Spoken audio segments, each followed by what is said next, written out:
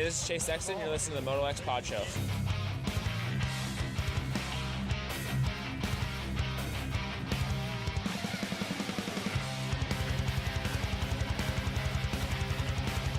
What's up, you guys? Jeremy McGrath here. You are listening to MotoXpod show.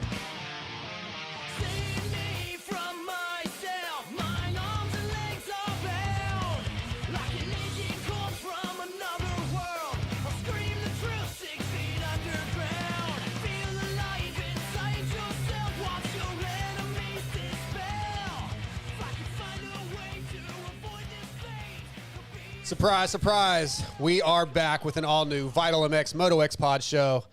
There may not have been a U.S. Pro Motocross Championship race this last weekend, but there was an MXGP in Indonesia. And, of course, round one of the World Supercross Series is coming up in the U.K. in Birmingham.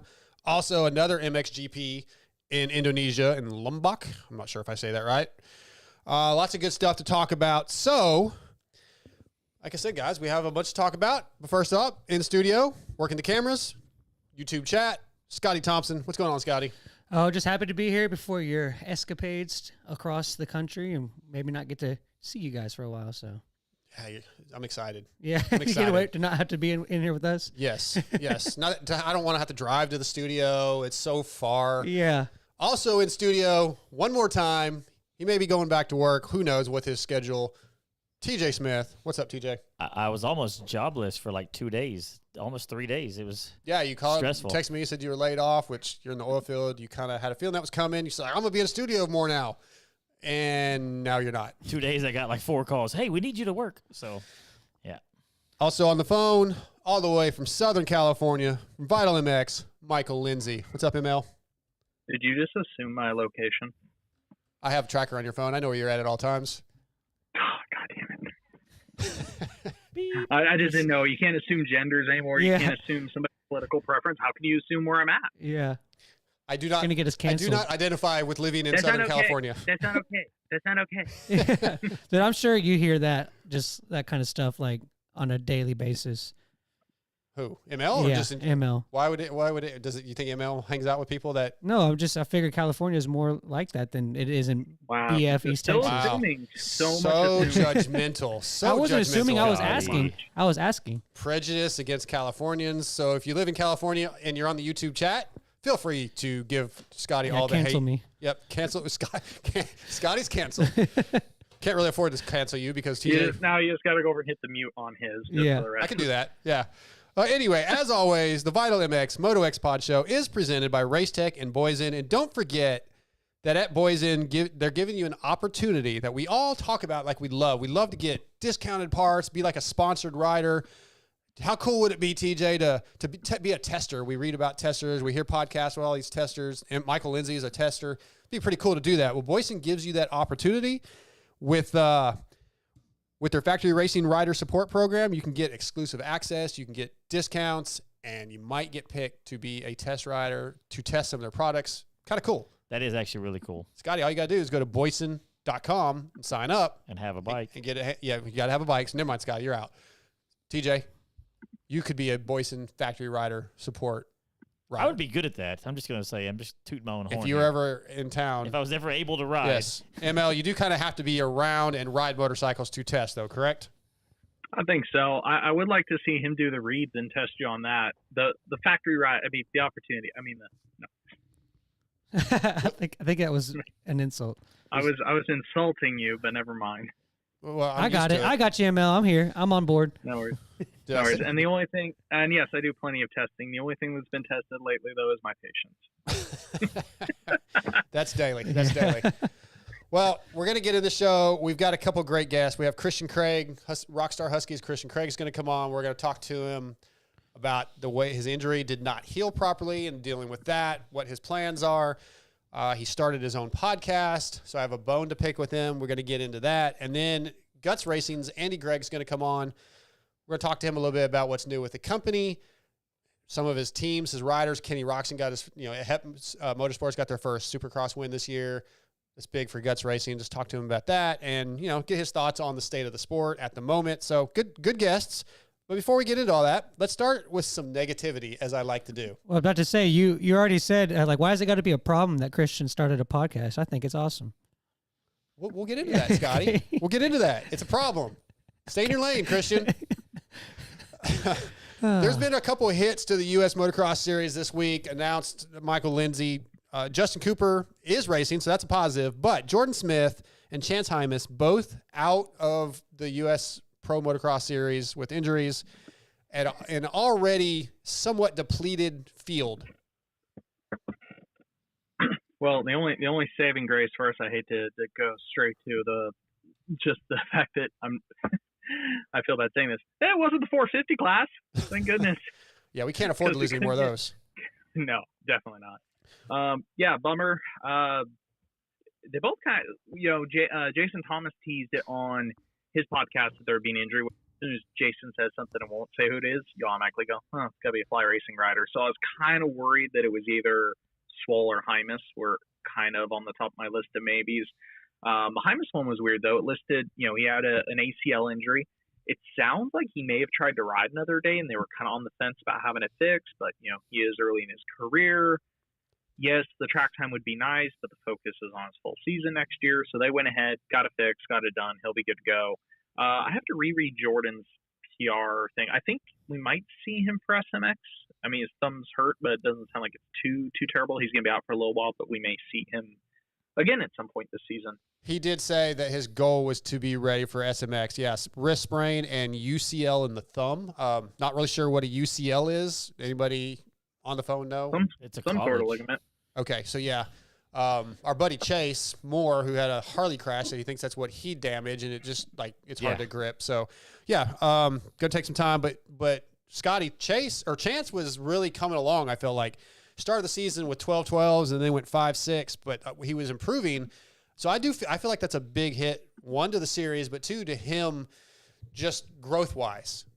Yeah, the way ML said it though, I think is going to be the best for him. Like if he was maybe in a little bit different position, like maybe if he was on the level like where Deegan's at, where he's second or third in points, maybe he guts it out. But I think the stepping back and taking advantage of the time that he has right now to be fully ready for next year, I think that's a smart move. I won't argue that. Just, you want to see those young guys do good, and he was getting himself in good position, having good rides. So yeah, it's unfortunate to see, but I think he's taking the smart route. Yeah, probably. Well, go ahead, ML. I was going to say my other thought to it is a little bit. It is luckily it was just ACL, so it's not a full reconstruction. On one hand, you could say, oh man, well if he could have therapied and got through it, but next year is his first full year. Again, we're early in the career. Let's not be on that Band-Aid route, because all it takes next year is stuffing it in a corner, and then it's swelling up during the week, and then we're not training, and then we're kind of starting this cycle of just always being trying to ride through this, trying to get through that, trying to Band-Aid the weeks versus, actually coming in fully healthy. It's very nice to see. It seemed like from the PR almost like Chance himself wanted to keep racing, at least the way they worded it. It seemed like it was more almost on the team being like, no, man, don't worry about it. Take a step back. Let's be good. Because again, maybe he could have rehabbed it, then fine, raced a little more this year. Maybe we get through next year, but all it takes is the terrible storylines we keep seeing. Opening round, stuffs it, it's tweaked, he tries to race rounds on it, finally injures it, and then has it done next season after it's even worse, even more damage. Right. Yeah, I definitely think it's the smart route. And TJ, with Jordan Smith going out, not having a great outdoor season, he did have I think 7th at Thunder Valley, which was a good ride.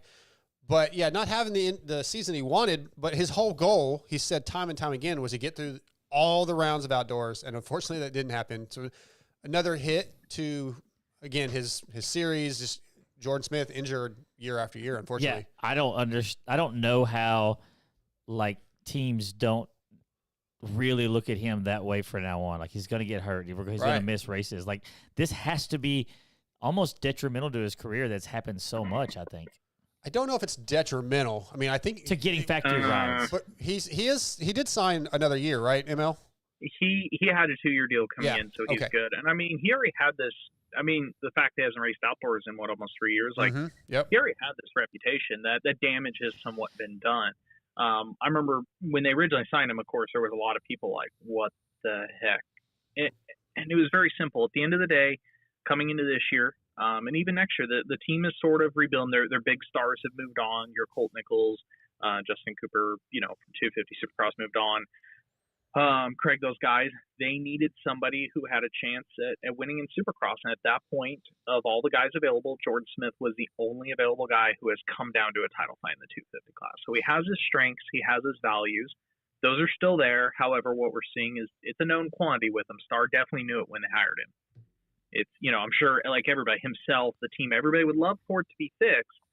But it's also something they can't sit back and go, man, I can't believe this happened. Right, right. Yeah, but when you have a rider like that who's always been Cindy, and then this year he has been very vocal about, I'm just going to finish all the races, and then still can't, to me, that has to weigh on future people looking at him, even if he is one of the faster guys, because you're like, I can invest a bunch of money, but the chances of getting a championship out of it are extremely lower than somebody, like an up-and-comer who, like Hymus, I'm just using him as an example. I know he's not under contract, but some rider like that who can be building towards the future. Well, the team, if we're talking about Jordan's specific situation, they have guys they're building. They hired Jordan for, again, a different reason. There are riders assigned, but that they already had guys they were building. Their options were, we need somebody, even if it's a low chance, we need somebody that statistically could get it done. It's the same argument like when getting hired and things like that.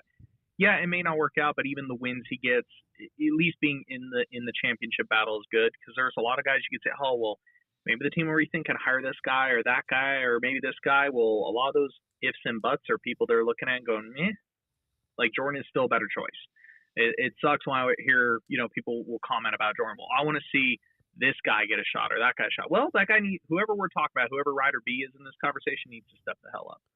Yeah, if they are something of quality, they will get hired typically. But when we're talking about maybe a 12th place dude or something that's been kind of floating there for a while, Jordan can win. That's why he'll continue to get picked up. I do think it's a bummer, but we've seen it with riders, the whole, hey, I'm just going to try to get through the season healthy. It just still doesn't kind of like AC still had missed rounds this year. And I think AC's been one that's been very vocal about trying to rebuild and get through the year. Riders tried, man. It's still, I think it's a two-way street. You can send yourself into the ground, but I think you can also be too cautious and still have it happen. Either way, as we all know, the sport's just a cruel mistress in general. Yeah, Emil, I like that point. It's kind of like, you can take, like, we'll give you $8,000 guaranteed right now. I could just give you $8,000 guaranteed. Sold. Or you can have maybe $15,000, but that $15,000 could also just be something that turns out into $0. So it's like, yeah, you kind of take that guaranteed, like he's going to do something rather than one of the new up and coming guys that could be maybe something that was greater than him, but also it could be nothing. So I like that point a lot. I think you look against Star. I mean, he is leaving the team, but like going into the year, it's like, okay, Kitchen's our future. Your Nick Romanos, your Hayden Deegan. I mean, Hayden Deegan's on the scene now, but it wasn't like that at the beginning of the year. It's like, hey, that's the guy we're building. Mm-hmm. Star has a wide roster. They have their thumbs on the pulse. They're trying to get those kids to bring up. They're working on that, but like I said, they also just kind of ended up in a weird year where the guys they're bringing up weren't mature enough in terms of race experience, championship, capabilities other than Thrasher a little bit. It was like, okay, we have this open spot. You could argue, everybody's like, I'll take a chance on somebody. I think all these kids they're building, they kind of have people they're taking a chance on per se. That, okay, let's just get somebody in here who we think can get the job done. We just need a chance, really, because they already had people they're building. If they would have gone with anyone else, they were throwing all chances out the door. Well, speaking of Star Yamaha, as I said, Justin Cooper announced that he'll be coming back this weekend. His injuries weren't as bad as he thought. The recovery process wasn't going to be as long. So he's coming back, and then Daxton Bennick's going to make his pro national debut this weekend. That should be good. I'm glad Justin's coming back. I don't necessarily expect a lot out of him this weekend, TJ. But really what I want to talk about is Daxton Bennick. Where do you see Daxton in the overall scheme of the 250 Nationals at his first race? You never know. These kids can come out and be on fire. Like, I see him pulling the whole shot. Yeah. And maybe dropping back to 7th or 8th as things get a little heated. But, yeah, what do you think? I mean, honestly, I'm probably going to be around where Ryder at best would be. Yep, I think in that area. Is he just racing to the points to where he can ride Loretta's still? or is he like, I'm in for the rest of the season no matter what? No, it's a Loretta's warm up because he can do like 40. The rule is so like, like- it's 40, but I think it doesn't. Somebody explained it to me. The rule is so loosely written. Yes. It's like 40, but it doesn't affect you till the next year or something weird like that. It's 40. Yeah, I think it's 42 points that you can get, and but it's not effective until the end of that. Yeah, that makes sense, I guess. Yeah, so it's like I think somebody misinterpreted. I know there's been this interpretation of it, and I should ask this weekend since the combine is this weekend. But the last time I got explained it to me, one of the teams said, "Well, you can interpret it, and the way we've talked about it is you could actually score over the points before Loretta's, but still be fine because it affects you technically for the next year or something like that." Yeah. The AMA is, they're very good about drawing lines in the sand and making everything is crystal clear. Yeah. Crystal clear. And I'm an AMA ref, I- and I have to deal with that with the moto parents. No chance of Yeah. Did misinterpretation. you know AMA is coming out with their own goggles? Crystal clear. Crystal Crystal Clear vision. No tear off required. It is kind of funny though that Dax is pro this weekend, but it is the combine weekend as well, which will bring its own little bit of interest in there. Like you'll have guys like the SLR Honda guys like Parker Ross Racing, Noah Viney, Juju, or as Lewis likes to say, Bobo. God damn, I'm waiting for that to bite him in the ass one of these days. So we'll have some fun with the combines. I'm personally disappointed that we only have 2 combines this year, and a lot of the program teams like Hall Day, a few guys I've talked to are not super stoked that there's only 2 this year. They'd like to see more, and personally I would as well. I think the combine's a great idea. It's the closest thing we have to EMX. I want 4 or 5 of them. I want more. I do too. I agree. Scotty? Yeah, I was just going to say with Daxton coming in, it's going to be a very good test for him because this, the first couple of rounds, this 250 class has proven to be one of the most depth ones we've seen in a few years. I feel like the top 10, if you're getting top 10 in that 250 class, you're definitely putting on a solid ride. So I think it's a good test for him. And, if he can use that momentum, get maybe a couple of top 10s and then carrying that to Loretta's and go, be like a Horizon Award winner, I think that sets himself up to where he wants to be and some of the goals that he's probably trying to achieve. Yeah, it's going to be – I'm glad to see it. I can't wait for this weekend. A lot of racing this weekend. A lot of racing. We're going to get into some World Supercross talk here in just a minute before we let ML go. But first, I also want to thank Racetech for being on board as a presenting sponsor. TJ, I went up to Game Moto this last weekend up there. Why are you laughing? Why are you laughing already? Yeah, it sounded like you said gay, Moto. Nope. Oh, game. It did. Am I the only one? I'm glad. No, I heard it. Everybody in here just close their eyes. Okay, like, fair oh my enough. God. Game, G-A-M-E, Game Moto. Gay moto. You still sound like you said it. Well, I don't know what to tell you, boys. Sorry that you guys are, have your game. Now you just sound gay. Wow, what's wrong with that? What do you hate on everybody for? You hate on That's you. I guess I've been hanging around you too much. Look at all these issues. You guys are complaining about Game Moto. You're assuming where I live. Okay, I went to Gregg Albertson's facility, Game Moto, and did some riding on their Loretta's replica track with my Racetech spring conversion on the Husky. And, well, just go ahead. I'm trying to get through this, you assholes. Jesus. Right in the middle of Racetech's. Yeah, Checkers is thinking you're a bunch of assholes too. I promise. Hey, they're getting a lot of time. My here. spring conversion kit was killer. For nearly 40 years, Racetech has been supplying motorcycle industry with high quality suspension components made right here in the USA. My stuff worked fantastic. If you guys are looking for suspension work, racetech.com, find your local dealer. Go get your suspension serviced, get some upgrades, get some gold valves. It's good stuff. I love it. I'm going to hopefully maybe get some stuff done on the new bike once I get it. But, yeah, Racetech, I like how they don't try to make it a secret. Like, you can go on their website. You can look up the parts you need, the spring rates you need. They help you build what you want. That's awesome. Yeah, it's a great – racetech.com, great website. Go check it out. Get you some work done. Find your local dealer. ML, World Supercross Round 1 coming up this weekend in UK, in Birmingham. Not Alabama. Oh, I was going to go. Dang it. I'll be there. Were you planning a trip? You were going to drive over for the weekend? to Birmingham. But, yeah, I wanted to see what your thoughts are. You guys did a World Supercross preview today, did you not?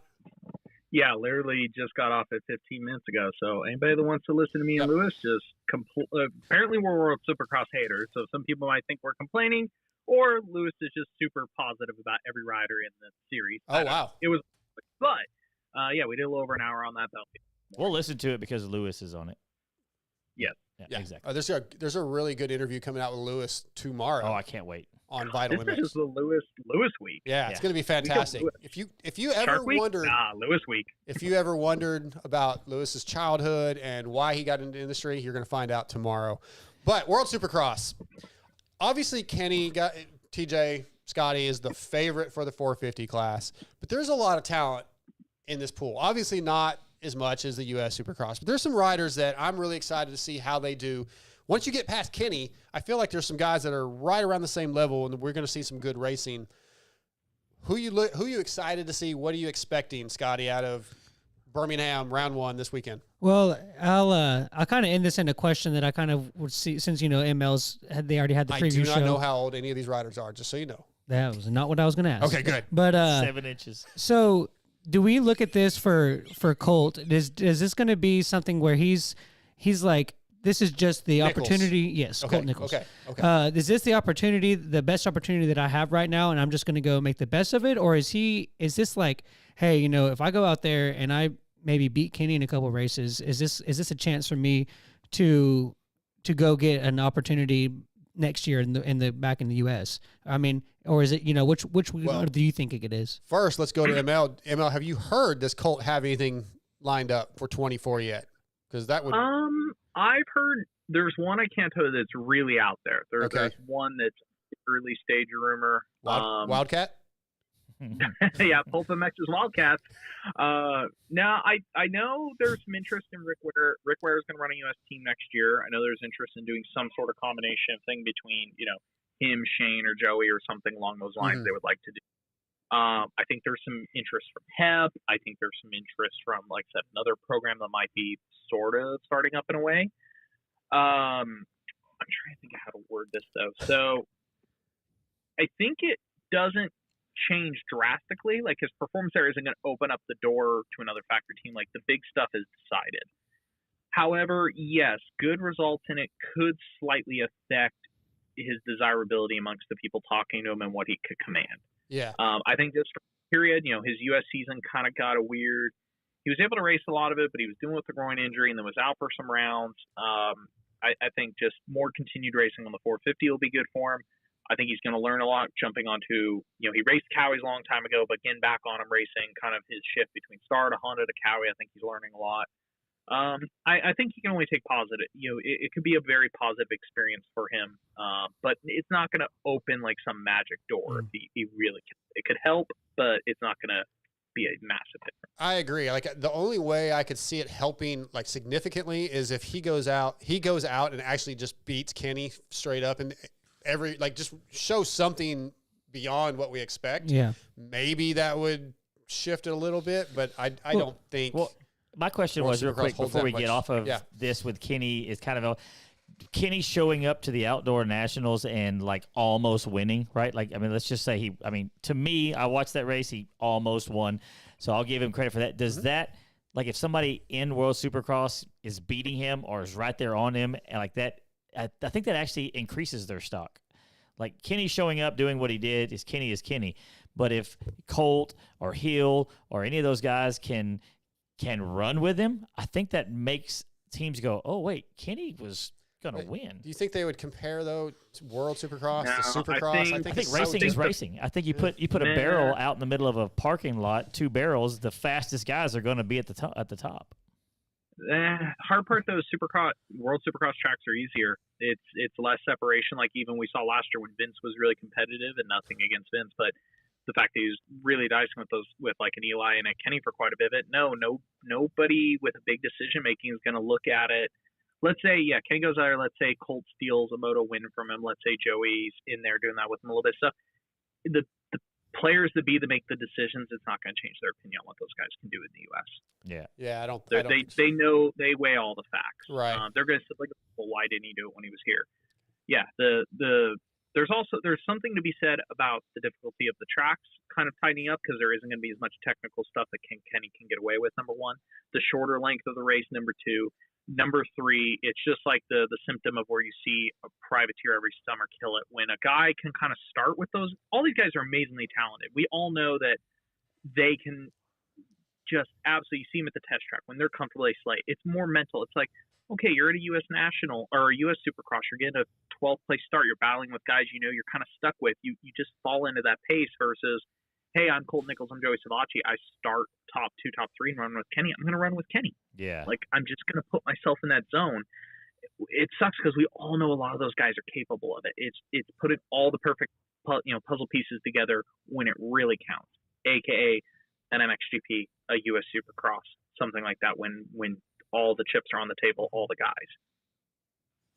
Yeah, that's kind of what I was leaning towards as well. Is like, they're going to obviously be going for it because, like, at the end of the day, the reality is that Kenny is obviously the hands down favorite, and more than likely he's going to have the most wins. But Hill, Savacci, Colt, those guys, they're not going over there thinking like, oh well, it's just Kenny's show, and I'm just gonna sit in second. Like, they all have the mindset. Yeah. They have to that I'm going to go over there, and I'm going there to try to win some races. This is a chance for me to win some races, and that's what they're going to do. Yeah, you've got Braden, Wilson, you got Freeze, Hill, Savacci, Nichols, guys like that. They'll all have great runs in this series. However, unless something really weird happens, this is Kenny's by a mile. The 250 classes, SX2 is what's interesting to me. Yeah. Shane's the defending champion, but he's had a somewhat rough year on a 450. A little bit of lack of confidence maybe. Jumping back to the 250 last night prep. You're going up against Max Anstey, who is really good on 250 East, is on that same bike, has been developing, has been riding it. To me, even though Shane is the number 1 plate holder in that class, I think Max Anstey personally is the title favorite. Yep. However, I think there's other guys that can still be in that conversation. Oldenburg's also had a rougher year. He was more in it last year. You got to remember, Bloss almost won the freaking title last year. He likes Hondas a lot. I think the Mills program's come a long ways. He hated his Bud bike last year and was really close on it. I think there's still a conversation to be had with him. And then you have Enzo Lopes. Yeah, that's my guy. That's good. Like, Tonti was really good at around last year. Klaus down there, like 250 class is really interesting to me. I'm actually excited about that. I think Enzo and Anstey are probably my two favorites, but I can see, KP having some good rides if he gets things together. And the guys you mentioned, obviously, McElrath, Jace Owens every once in a while. Yoder's had some good rides. Now, I don't expect them to be up there and battle with those guys, but there's a lot of talent in this 250 field. I think it's going to be fun to watch. Didn't Anstey and you said his name. Which one? Lopes? Didn't Anstey and Lopes struggle a lot at the Triple Crowns? I'd have to go back and look at results. Because and all of these rounds are basically Triple Crowns because they have 3 races and they're like 8 minutes rest in between. And for some reason, I was thinking they both struggle with Triple Crowns. Well, they're also not racing Cameron McAdoo and Justin Cooper. And again, I think the big one is those guys will have all the confidence in the world coming in. It's like Max expects to race and win for the championship. Shane expects to. Enzo does. Like, again, it's that difference of we have a lot of amazing racers in this sport, but that last couple percent sometimes is just, are they in the position where they believe they can do it? Do they know they can do it? Because it sucks. There's a lot of these guys that on the right days are that fast, but again, in your every week racing situation, they're a 5th to 10th place guy and they start to believe that, whether they want to or not, it's subconscious and they ride there and that's where they're at. Where you get to this year, a little bit of a clean slate. Like, these guys can race to win, and that any of us, it's the same as probably like somebody who's a good national pro showing up at a local race. They are going to send it and fly because they believe that they're like, I'm the guy. I'm gonna kill it. 100%. Well, the whole field is all except for Tixier and a couple French guys. Isn't it all just American Supercross riders? There's some Aussies in there too and some French. It's a bit of a mix. I'd have to look at the notes. It's like 15 riders different from last year, so like 25 are carryovers and then 15 are new. A lot of US guys, a little bit of French, mostly in the French teams, not really outside of that. You have Moss, so you have some Aussies a little bit in there. But the funny one, I'm trying to think. There's nobody, I guess, like last year there's maybe a little more Euro Supercross guys, a little bit less this year. Yeah, that's what I was thinking. Before we let you go, ML, do you know the best way to watch this? There's a package or something you can get, correct? Oh, I wish I'd looked properly. Okay, that's fine. I know I told you. WSX.TV or whatever, their website, I know they have a full streaming package available. They have some sort of partnership with FS1. I would look into that if it's on app-based or not. I actually didn't look because I was planning on watching it on the website, to be honest. Yeah, I didn't know exactly. I was trying to look it up today and didn't get a whole lot of information, but I'm sure it's out there. I thought you might have a definitive answer, but I didn't give you a heads up either. So, hey, appreciate you jumping on, ML. Let you get back to Vital MX work. Look for all our features and news and editorials coming up throughout the next few weeks and years of races, man. Vital MX, check it out. Thanks for coming on. Cool. See you guys. All right, talk to you soon. See ya.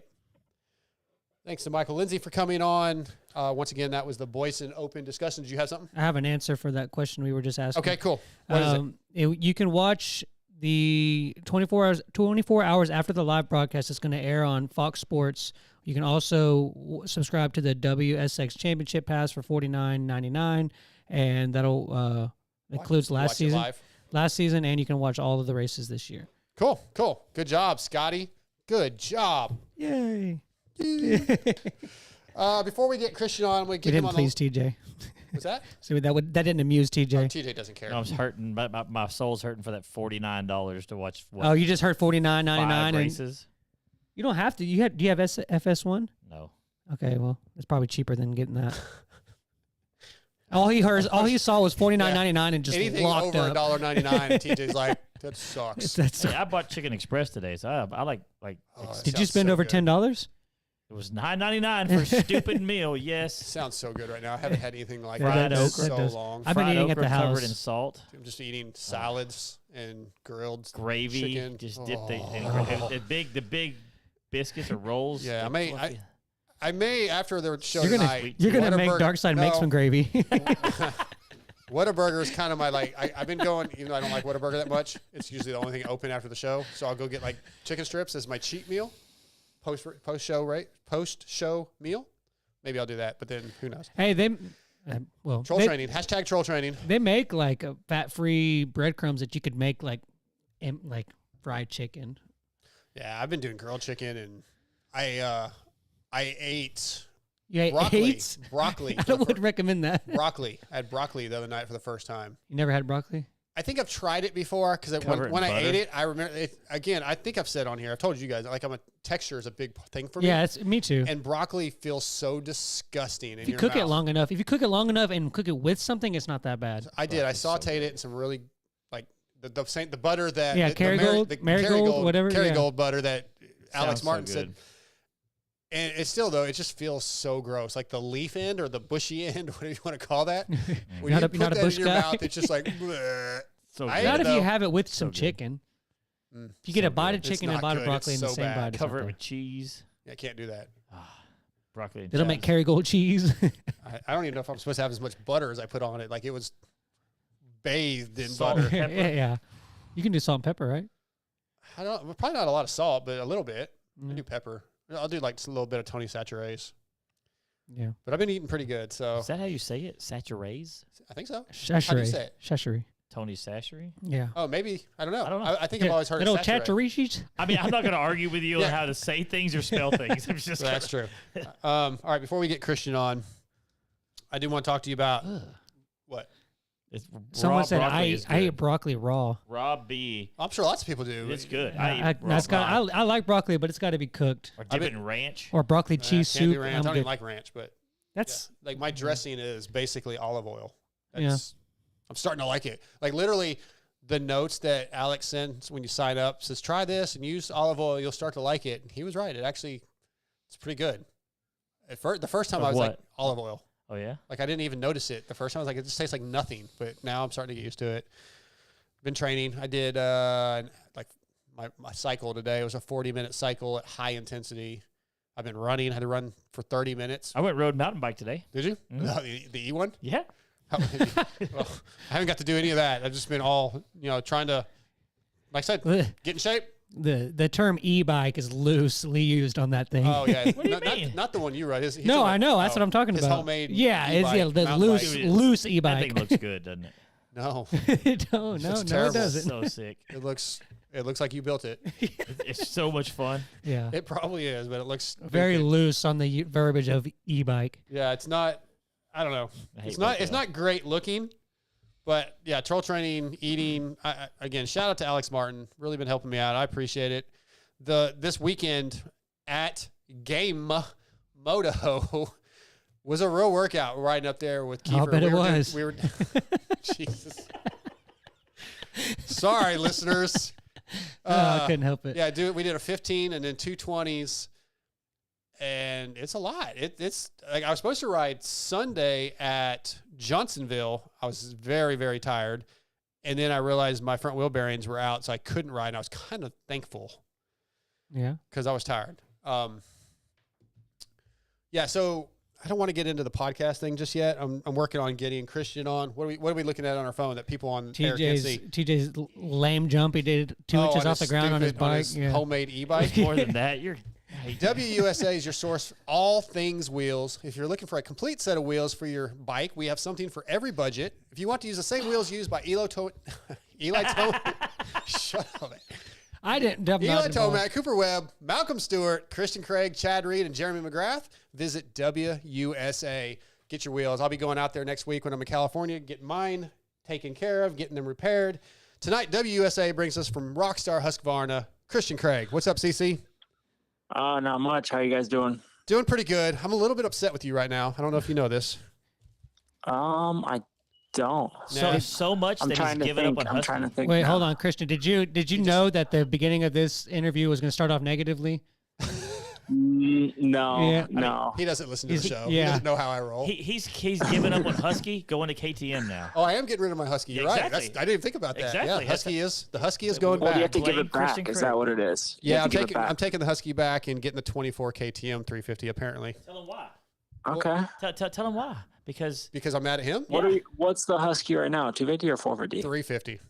Oh, okay. Perfect vet I actually bike. tried to get one of those, but I guess I can't. So Well, I got one. I know I want to ride one. I've never rode a 350 before.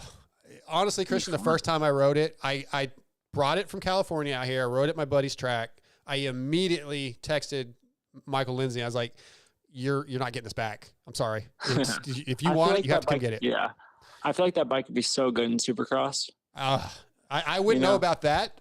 That actually, Andrew Short knows. Yeah, that's true. Yeah. Well, that was a lot different I bike. guess so. That was a lot Yeah. different. But it's great. You need to get there. Husky needs to give you one. But let's just start with this. So my bone to pick with you is these riders at your level starting podcasts. I'm tired. Stay in your lane, Christian. I'm not lining up at A1. I don't need any extra competition. There's enough people doing podcasts and have you taking the listeners. Stop it. Hey, I'll give you guys props. It is tough. It's hard to do. Like, I bought all the equipment. I'm like, yeah, like I got a lot of knowledge. I want to do stuff like and try to do one, once a week. Mm-hmm. And like the first one, I'm like, damn, it was hard to even go 30 minutes. What You about know? getting guests? Like, have you, well, being who you are is probably not as easy, but wait till they start ghosting you like you've done. Yeah. Well, one rider kind of ghosted me, but I'm not going to mention who, but, I got a couple lined up, and where I'm at in Florida, there's literally probably 10 factory riders in the same town. Right. And so I feel like I got at least 10 weeks in me, you know? Well, that's what I was going to say, too, is you start the podcast and you start getting riders. I see it with a lot of guys, start getting riders. They run 5, 6, 7 months or whatever, and then you start running out of new people to talk to. Yeah. And depending on how you do it, like it becomes, how do you say Well, it? you have to recycle them. And then Yeah. those guests, Yeah. those riders start texting their friends like, Darkside just keeps bothering me all the time, man. Yeah. What am I going to do? And I'm going, I look, mean, I'm just I trying to do get my it. job. Yeah. Yeah. No, I get it. And I've not texted you back a couple times, but that's Yeah. because like obviously I was riding, I didn't have good results. I didn't really have anything good to talk about. Sure. And so I'm like, it's not the right time for it. But with my podcast, like I don't want to just have riders on. I want to have random, like different kind of people, like in different sports, Mhm. if it's possible. That'd be Like I'm cool. going to reach out to like UFC fighters. I'm going to reach out to like, I don't know, people in music or people in just different sports, just stuff like that, you Yeah. know, and learn that way. It doesn't have to be strictly moto, even though it's kind of what's based out of, but yeah, it's fun. Like it's in my house and we got a little studio we built. And yeah, like I said, we got a lot of riders that I feel like will come in pretty quick. And I feel like each time I do it, I'll get more comfortable, and we'll see if it grows or catches on to something. But right now it's more of just a hobby to keep me busy, you know? Sure. Did you have fun doing it? Was it enjoyable? I did. But like I said, it's harder than it seems. Yeah. You kind of run out of the questions fast, and like my plan is to not really script it. Like I want it to just be like one-on-one with your buddy and just talking moto or talking life. Sure. That's the best way. Yep. I don't want to be like, hey, like, all right, I have this whole script and I'm going to tell them this way. I want it to just be natural. And so that's kind of the plan right now. And, but we'll see where it goes. Yeah. I was going to say, Christian, it's gotta be weird. Cause for over a decade, you've always been the guy that's, you're listening, interpreting what they're saying, trying to find the right answer. And then now all of a sudden, like if you stop talking, the show's just dead air. It had to have been kind of a weird, surreal feeling for you. Yeah. Like I said, it gives me more respect for you guys that do this every week. It is tough. And the questions you guys got to come up with and the show. And how long is your show each week? 3 hours or something? No, almost. It has been 3 hours a few times, but it's about 2.5. Yeah. It's always crazy. And of course, Steve does nuts. 5.5, which he has guests in studio. Yeah, it helps, but he's a lot different. But yeah, your thing on the questions is funny because I generally, if I do like a short, like a 30-minute podcast, I'll have 9-10 questions, topics, or whatever to try to get to. And some of the writers, you get like 2-word answers. You're like, okay, well, those 10 are over in 5 minutes, and you're out. So you just never know what you're going to get. But yeah, honestly, I'm glad you're doing it. I think, what you got, TJ? Well, I was just laughing at our listeners when one says, is he going to, basically asking, is he going to do more vids with Paige? Well, they do the YouTube channel all the time. I know, he's just saying even more. Oh, is that just a creepy listener? Yeah, creepy listener. Freaking trolls. Is that Kiefer? No, it's Bobby G. He'll give it the shout out. So. Now I lost track of where I was going. Sorry. Yeah, I it's just fine. laughed. I haven't listened to it yet, though, because I'm supposed to be driving to California this weekend, and I have a ton of podcasts like lined up to get to, yours and Adam's, and so yeah. But I listened to it on the way here. It was really good. I was very impressed. One, his? Yeah, I listened. I listened to a little bit Deegan? of your first one, and then to see you talk. Hear you talk about your injury a little bit, so I could get more kind of information on that for tonight. And then I saw that you did one with Hayden, and that one was cool because you guys were just like kind of broing down, and it was. So is there more than one then? He's done 2. Yeah. Oh, okay, he's done 2. Yeah, I was listening to the one with Hayden, and I liked it. I just finished it on the way over here. He's it was a veteran now. It was cool. Yeah, no kidding. I was definitely impressed. Thought it was good. No, the one with Hayden, when he does, I feel like when he talks on the podium, he's very like straightforward and just kind of says his words and doesn't really express like his emotions or anything. And so my goal was to get like how he is at our house, with our kids, and how like his demeanor and just everything about him. And so that was my goal, was to get that out of him. And I feel like we opened him up a little bit and got him to talk about just some different stuff, not just moto, like his life and growing up in the spotlight and stuff like that. So it's fun. I think that's going to be my goal each time with riders, is to get them to talk about like that stuff that, not just like motos and their results. It's more of like in-depth stuff. So we'll see. I think that's a benefit that somebody like yourself or Adam has when you have those relationships with the riders. It's easier because like when I call you or Steve calls you, and you're friends with Steve, but you also know that he's trying to get stuff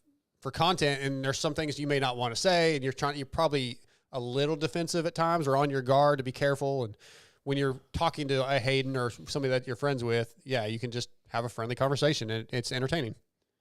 Yeah, and I have the ability to edit some stuff out if I have to. Yeah. So that's the beauty of pre-recording for sure. Yeah, so there's stuff like that where like, maybe we shouldn't put that in. Yep. So that did help. Absolutely. Well, let's talk about unfortunately recently you had the injury at Glendale, and it didn't heal properly. The hardware came loose. Kind of just tell us what happened exactly. Yeah, I mean, right after Glendale, obviously I got surgery a week after. Thought I was on the right path and was doing everything the doctor was telling me, literally to the T. He was like, all right, you can start moving it. I started moving it. He said you could start doing therapy. I started doing therapy. Start lifting weights. I did that. Like I never went past what he told me to do, and I was like, I was at the 6-week mark. And one thing I always dealt with it was I was always like constantly in pain with it. And I'm like, this just doesn't seem right. But, you know, it was a gnarly surgery. And, you know, maybe this just like, I got to get through this 8 weeks and then I'll start feeling better. But literally every day, like the swelling just would not go down. I was always taking Tylenol to help with the pain. And the 6-week mark, I got a CT scan. And the next day, you listened to my first podcast, but my wife comes to the house and's freaking out and was like, the CT scan came back and it says you got a broken arm. And I'm like, oh my God, what the heck? And obviously was flustered and trying to gather my thoughts. But yeah, I mean, the doctor really didn't have anything to tell me other than like, what did you do? You know, like, did you sleep on it wrong? Did you do something? And I'm like, no, if I did do something, I would call. I'm not going to hide. Like if I felt a pop, I'm not going to hide it. You know, like obviously I want to get it fixed if I felt it pop. So but yeah, I'm 4 weeks almost now, post second surgery. So this one, I'm being a little bit more cautious with it. I'm still in a brace and not moving it. And, but the benefit is I'm in zero pain. So that's good. Yeah. I don't know if it's just the original plate just didn't settle in and it never like, I don't know. It's trippy situation, but I literally have no swelling and no pain right now. So I feel like we're on the right path and there's a possible chance to make the end of the season and possibly the playoffs. Oh, that's good. Yeah, that's some good news coming out of this. Good. Yeah, I saw your arm. Your arm looks like a stormtrooper. It's kind of cool looking. But this brace is so annoying. And I literally want to take it off all day, you know, and it's frustrating because I want to start moving it. And I know that each day goes by that I don't move it, it's going to be another day of therapy trying to stretch it. So right. Yep. It's frustrating right now. Like I'm literally I sit around and can't do really anything. I can go on runs in the morning and do like leg workouts at Alden's. So I'm going stir crazy. That's for sure. Yeah.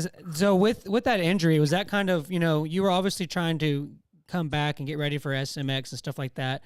Did that injury was like, okay, well, this podcast thing is kind of something I've been wanting to do. And that's like, you're like, all right, well, you know, I got to put this energy into something. And is that kind of what started the idea of going ahead and doing the podcast? Was it correlating at all? Yeah, actually. So I've been thinking about this for a couple of years. And then a few weeks before I got hurt, I mentioned it to my wife and the guy that films our YouTube. I'm like, hey, I want to start a podcast. And they're like, you have no time for that. And I'm like, we can do it. We can do it on Sundays when I fly in back home. I can like debrief the race weekends or talk about my weekend and my week, or have guests on if I can. And then that never actually came to anything. And then once I got hurt, if you look at my vlog, the Glendale vlog, at the very end, I say podcast coming soon. And so I originally had it in my head again, and then I sat on it, didn't make the purchase on any equipment, never really came to. And then second surgery, I'm like, all right, I got to do it. So literally a couple days after my second surgery, I gathered all the stuff that I needed, bought it, and was like, all right, let's do this thing. Christian Craig tonight, brought to you by WUSA.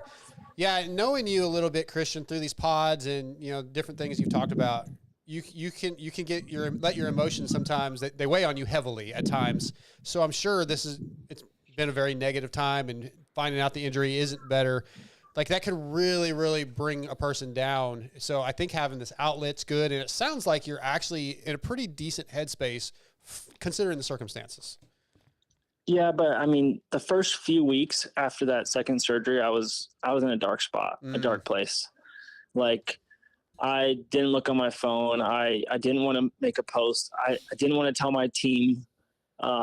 Literally, I didn't tell anybody until the day after my surgery. Like I didn't tell my mechanic, my team, my trainer, nothing. I'm like, I'm going to wait until after and then make the call. And then obviously a few weeks, after 3 weeks, I finally kind of came out saying, you know, what happened. But first few weeks were rough, and I feel bad for Paige and the family because they got the brunt of it, and tried to keep my spirits up. But without them, it would have been a lot worse, I'm sure. So we're trying to stay busy, and obviously the kids are out of school, and it's just weird not going to the races each weekend. It's after a few years of knock on wood, being injury free and almost making every round, the past 2 or 3 years, it's to have that come to a stop and then now sit on the couch and watch every race. It sucks. I love riding. I just want to ride dirt bikes. And,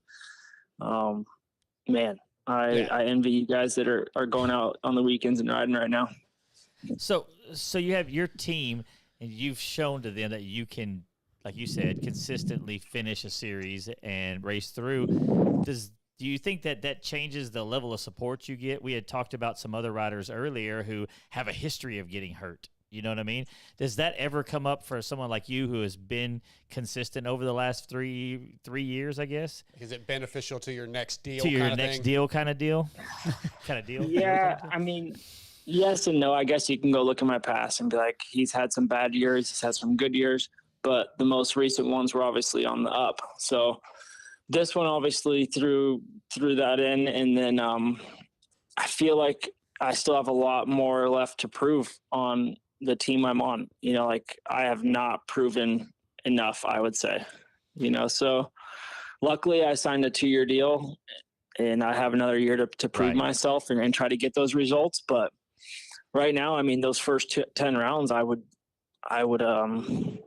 if I was the team manager on Husky, I would not be happy with those results, So you see it from both sides, from a rider who comes from, I don't mean to say injury prone, but having like I guess earlier years getting hurt and then now being more consistent. So you don't notice a difference during like deal signings or any of that stuff? No. I mean, my thing is like when I got hurt, I reached out to Fox and my team was like, hey, you need me at any race, I'll be there. You need me at any signing or any Fox event, you call me, I'll be there. Like I will show up for any of that. And that's the least I can do for them, while I'm not on the track supporting them. So I try to make that clear to the team. And especially after the second surgery, I'm like, hey, like I'm going to go to Red Bud this weekend. I want to come hang out at the tent and sign autographs and just try to support you guys. So I try to come out that way of just being there for the team, being there for my sponsors. That's me. I mean, that's all I can do. It's easy to go in the dark and not like, I hate going to the races and not racing, but it is my job and I need to show up and do what I can, if I only have one arm. So we see a lot of riders who get hurt and then just disappear. So that's actually a good thing. It has happened. Yeah. You do see lately, like Jalik I saw Jalik Swole at a few races. You see him show up when I think when the sponsor obligations are there probably, but it's got to be hard. We know we don't want to go, you and I don't want to go to a race if we're hurt and not be able to ride. It sucks. Christian, that at Glendale that day, that was like one of the only races of the season I think Paige didn't make, right? And then Connor Fields was there and Jagger was with you and, Mom wasn't there. I bet that added stress to the whole situation. But I think Connor and I forget who I saw on social actually took Jagger for you, but it might have been Connor. Yeah, that was the second race. She didn't make Oakland, and then we turned that into a boys' weekend for Glendale. I'm like, obviously we couldn't get some help for all the kids, and I didn't want to fly that far from Arizona to Florida. So I was like, Jagger can fly. He can, he's not that much stress, and he has a lot of fun at the races. So when I did crash, I was sitting there, and I was getting on the stretcher, and Nate came up to me and I'm like, hey, call Paige right now. Tell her to hop on a flight. Make sure Jagger's, obviously taken care of. And luckily the team was super rad and took care of him. Obviously he's well known in the paddock. And I think he shifted around he went to the KTM truck once, was at our truck. He was even at the Star truck with my brother at some point. And I heard some funny stories when I guess, he was just bouncing around. And eventually he asked Dr. G, is my dad okay? And he's like, he knew I crashed. Like, I guess he watched it. He watched me crash. And no one was really saying anything. He just knew that I left in the ambulance. So eventually he's like, I need to, is my dad all right? Kind of scary. So yeah, I get it. And, but everyone was a lot of support and, by the end of the night I was back, my hip was back in, my elbow was back in, and he showed up at the hospital with Paige. So all in all, it worked out. Right. Well, speaking of Jagger, he's been racing quite a bit. I want to get your thoughts on this. I mean, obviously, you grew up in a racing family. Your son's starting to race. He got his first overall, I believe. And now you're getting to be a part of that and live that experience with him and share the love of the sport and some knowledge. I mean, it's got to mean a lot to you. Oh, for sure. It's awesome going and bringing him to the track. Like, he's got his 50 and his 65 right now. And we got our own little, setup that I can take him, but he's not into it as much. And I'm fine with that. Yeah. He's like, can I go play flag football? Or he's in basketball camp right now. So there's little things that he would rather do, but he's going to have a dirt bike in the garage. And, when I can start riding, I want to go ride with him, and just, he can grow up on a dirt bike, whether he races or not. So we love it, especially right now. He's the only Craig in the family that can ride a dirt bike right now. So we're busy at the local races, Very cool. A couple more things for you, Christian. Yeah, Christian. So you've always kind of been a guy that I feel you always put focus on yourself. Darkside mentioned earlier that you weigh the emotions on yourself, and you have a lot of pressure on yourself, and you don't really worry too much about what the people around you are doing. It's focused on your job at hand and what you're capable of and meeting those expectations. But with all that being said, I have just kind of a fun hypothetical that, let's say going into next season, you're completely healthy. Let's say Eli tries to come back. We've got, Webb and Sexton and Mookie and Kenny and Anderson and all these guys. Yep, I am. We say all you guys are there. Are you guys going to be thinking about Jet? Are you guys going to be just like everybody in that we just named off has either gotten close to winning or won or had a Lights championship or something? Do you guys feel like you're going to have to think of him, or is it just going to be another guy? No, of course. I mean, look at him right now. He's 8-0, and I know the field's not as deep, but man, he's impressive, and everyone kind of knows, this is how he's going to be. So, of course, he's going to be, one of the favorites next year and for many years to come. But I think there's a lot of learning to come for him still. It's a long series, a lot of riding, a lot of racing, and he's put up to the test right now, and he's doing it. So it's impressive. I learned stuff from him just watching him ride it, on TV. So we'll see. I'm sure once these guys start coming back from injury, we'll, get a little taste of it and see what we could be better at. And yeah, it's impressive. Like I said, it's cool to watch him. He's been dominant. So he's been the guy that's, obviously a favorite and probably going to win this outdoor title. So yeah, I appreciate he's going to be a favorite coming next year. Yeah, I appreciate you answering that. I know it's kind of like one of those dumb bench racing hypothetical kind of things, but it's just kind of a fun thought I had. Hot topic. And I appreciate you going down that rabbit hole with me. Two more for you, Christian. Go ahead. I got a lot of respect for Jet. Like, obviously I spent some time with him on Geico Honda, and I was telling Paige, like, I think he only lives an hour and a half from me. So I'm like, maybe I'll text him one time and try to get him on the podcast. Why not? Oh no, they don't do podcasts anymore, Christian. Sorry. They'll do one for Christian. He'll actually we'll get him over. Yeah, I'm sure he will. Then I'll be angry. I'll be walking around the house. You are not Christian Craig. No. Mark said no podcasts. I had to jump in here real quick before you get off and just say I'm looking forward to the future mini cycle battles between Jagger, Craig, and Baggett. Oh yeah, Blake's kid. Yeah, I don't know if Blake's kid's a little bit like 4 or 5 years. Well, more than that now, younger, I think. It doesn't matter.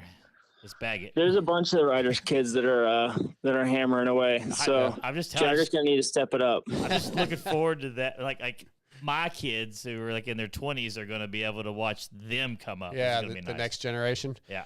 All right, last question for you. This is just a random podcast question. You can use this if you'd like. Okay. If you could have the attention of the world for 5 minutes, what would you say to the world?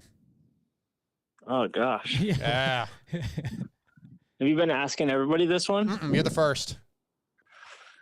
What would I tell the world? Yeah, I was trying to Or see ask them? earlier. I think what would you like to say to the world, just in general? Like earlier, I was thinking about what are some questions I can ask these riders that are just not the same bike setup questions, and I came up with 4 or 5, and that's the one I'm asking you.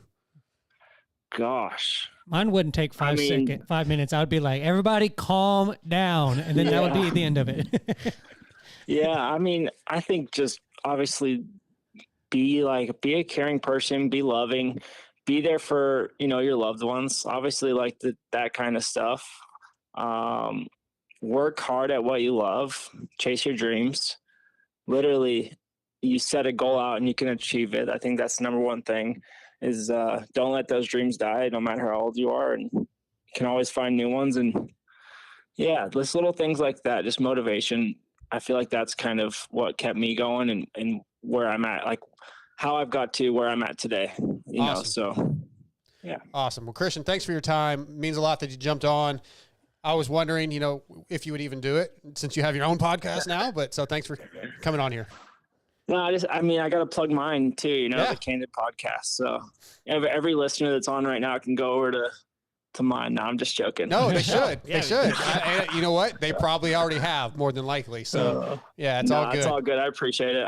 I enjoy it. So thank you guys. What is the name of the podcast? Candid. Candid. Yeah. Yep. Well, thanks, Christian. Appreciate your time. Hope to see you back on the bike, as soon as possible. Heal up and, keep your head up, dude. Yeah. All right. Thanks, guys. All right. See ya. Later.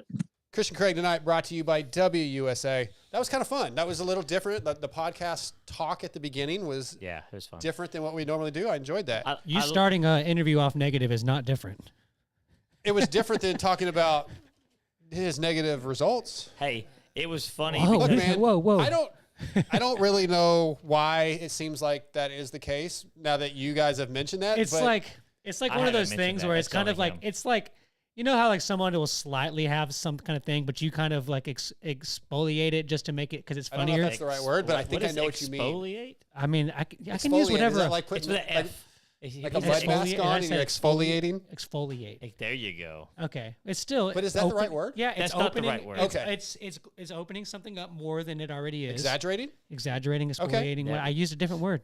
Yes, you did. You made up one, but I anyways, didn't. go ahead. That was a word. Yeah, you definitely did.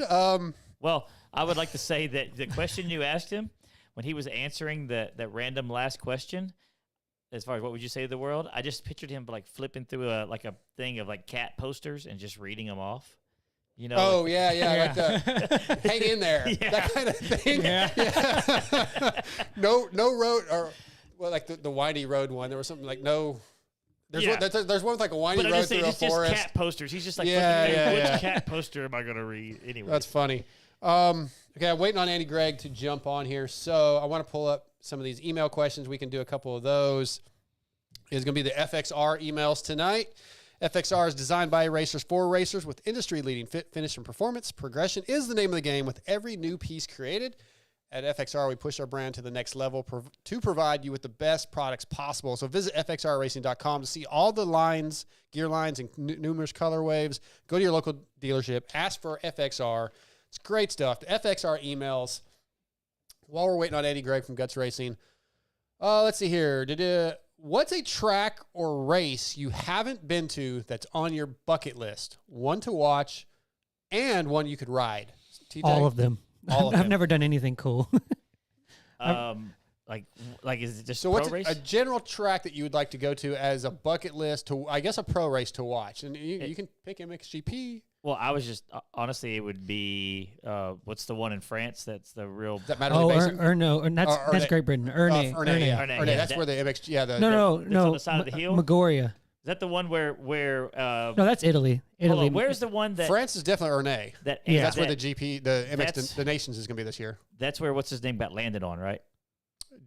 Jason Anderson? Anderson got landed on. I think so. Yeah, I that think track, so. That track is on the side of a hill. You know I'm new to the See, GPs. that's Magoria, I think, in Italy. Majoria. Okay. Magoria. Okay. Whichever that track was beautiful to go see. That'd be cool to go watch Moto See, if Lewis was listening, which he said he was going to be, he could probably text us and say, Talking you guys about the are- one where they say do you like guys the are big idiots. hairpin and come back down What's the that? hill. What- and then- whichever Yeah, that where track Cooper was. Webb fell over and lost the nations for us. Yeah, But no, because what's his name got landed think- on. I Yeah, but think but they could have thrown out that moto because he had already done. Yeah, fair what- enough. So, Anyways, yeah. but that track, It's as just far more as on busting on TV with, Yeah, it with looked beautiful. Motocross the Nations, that was cool looking. Yeah.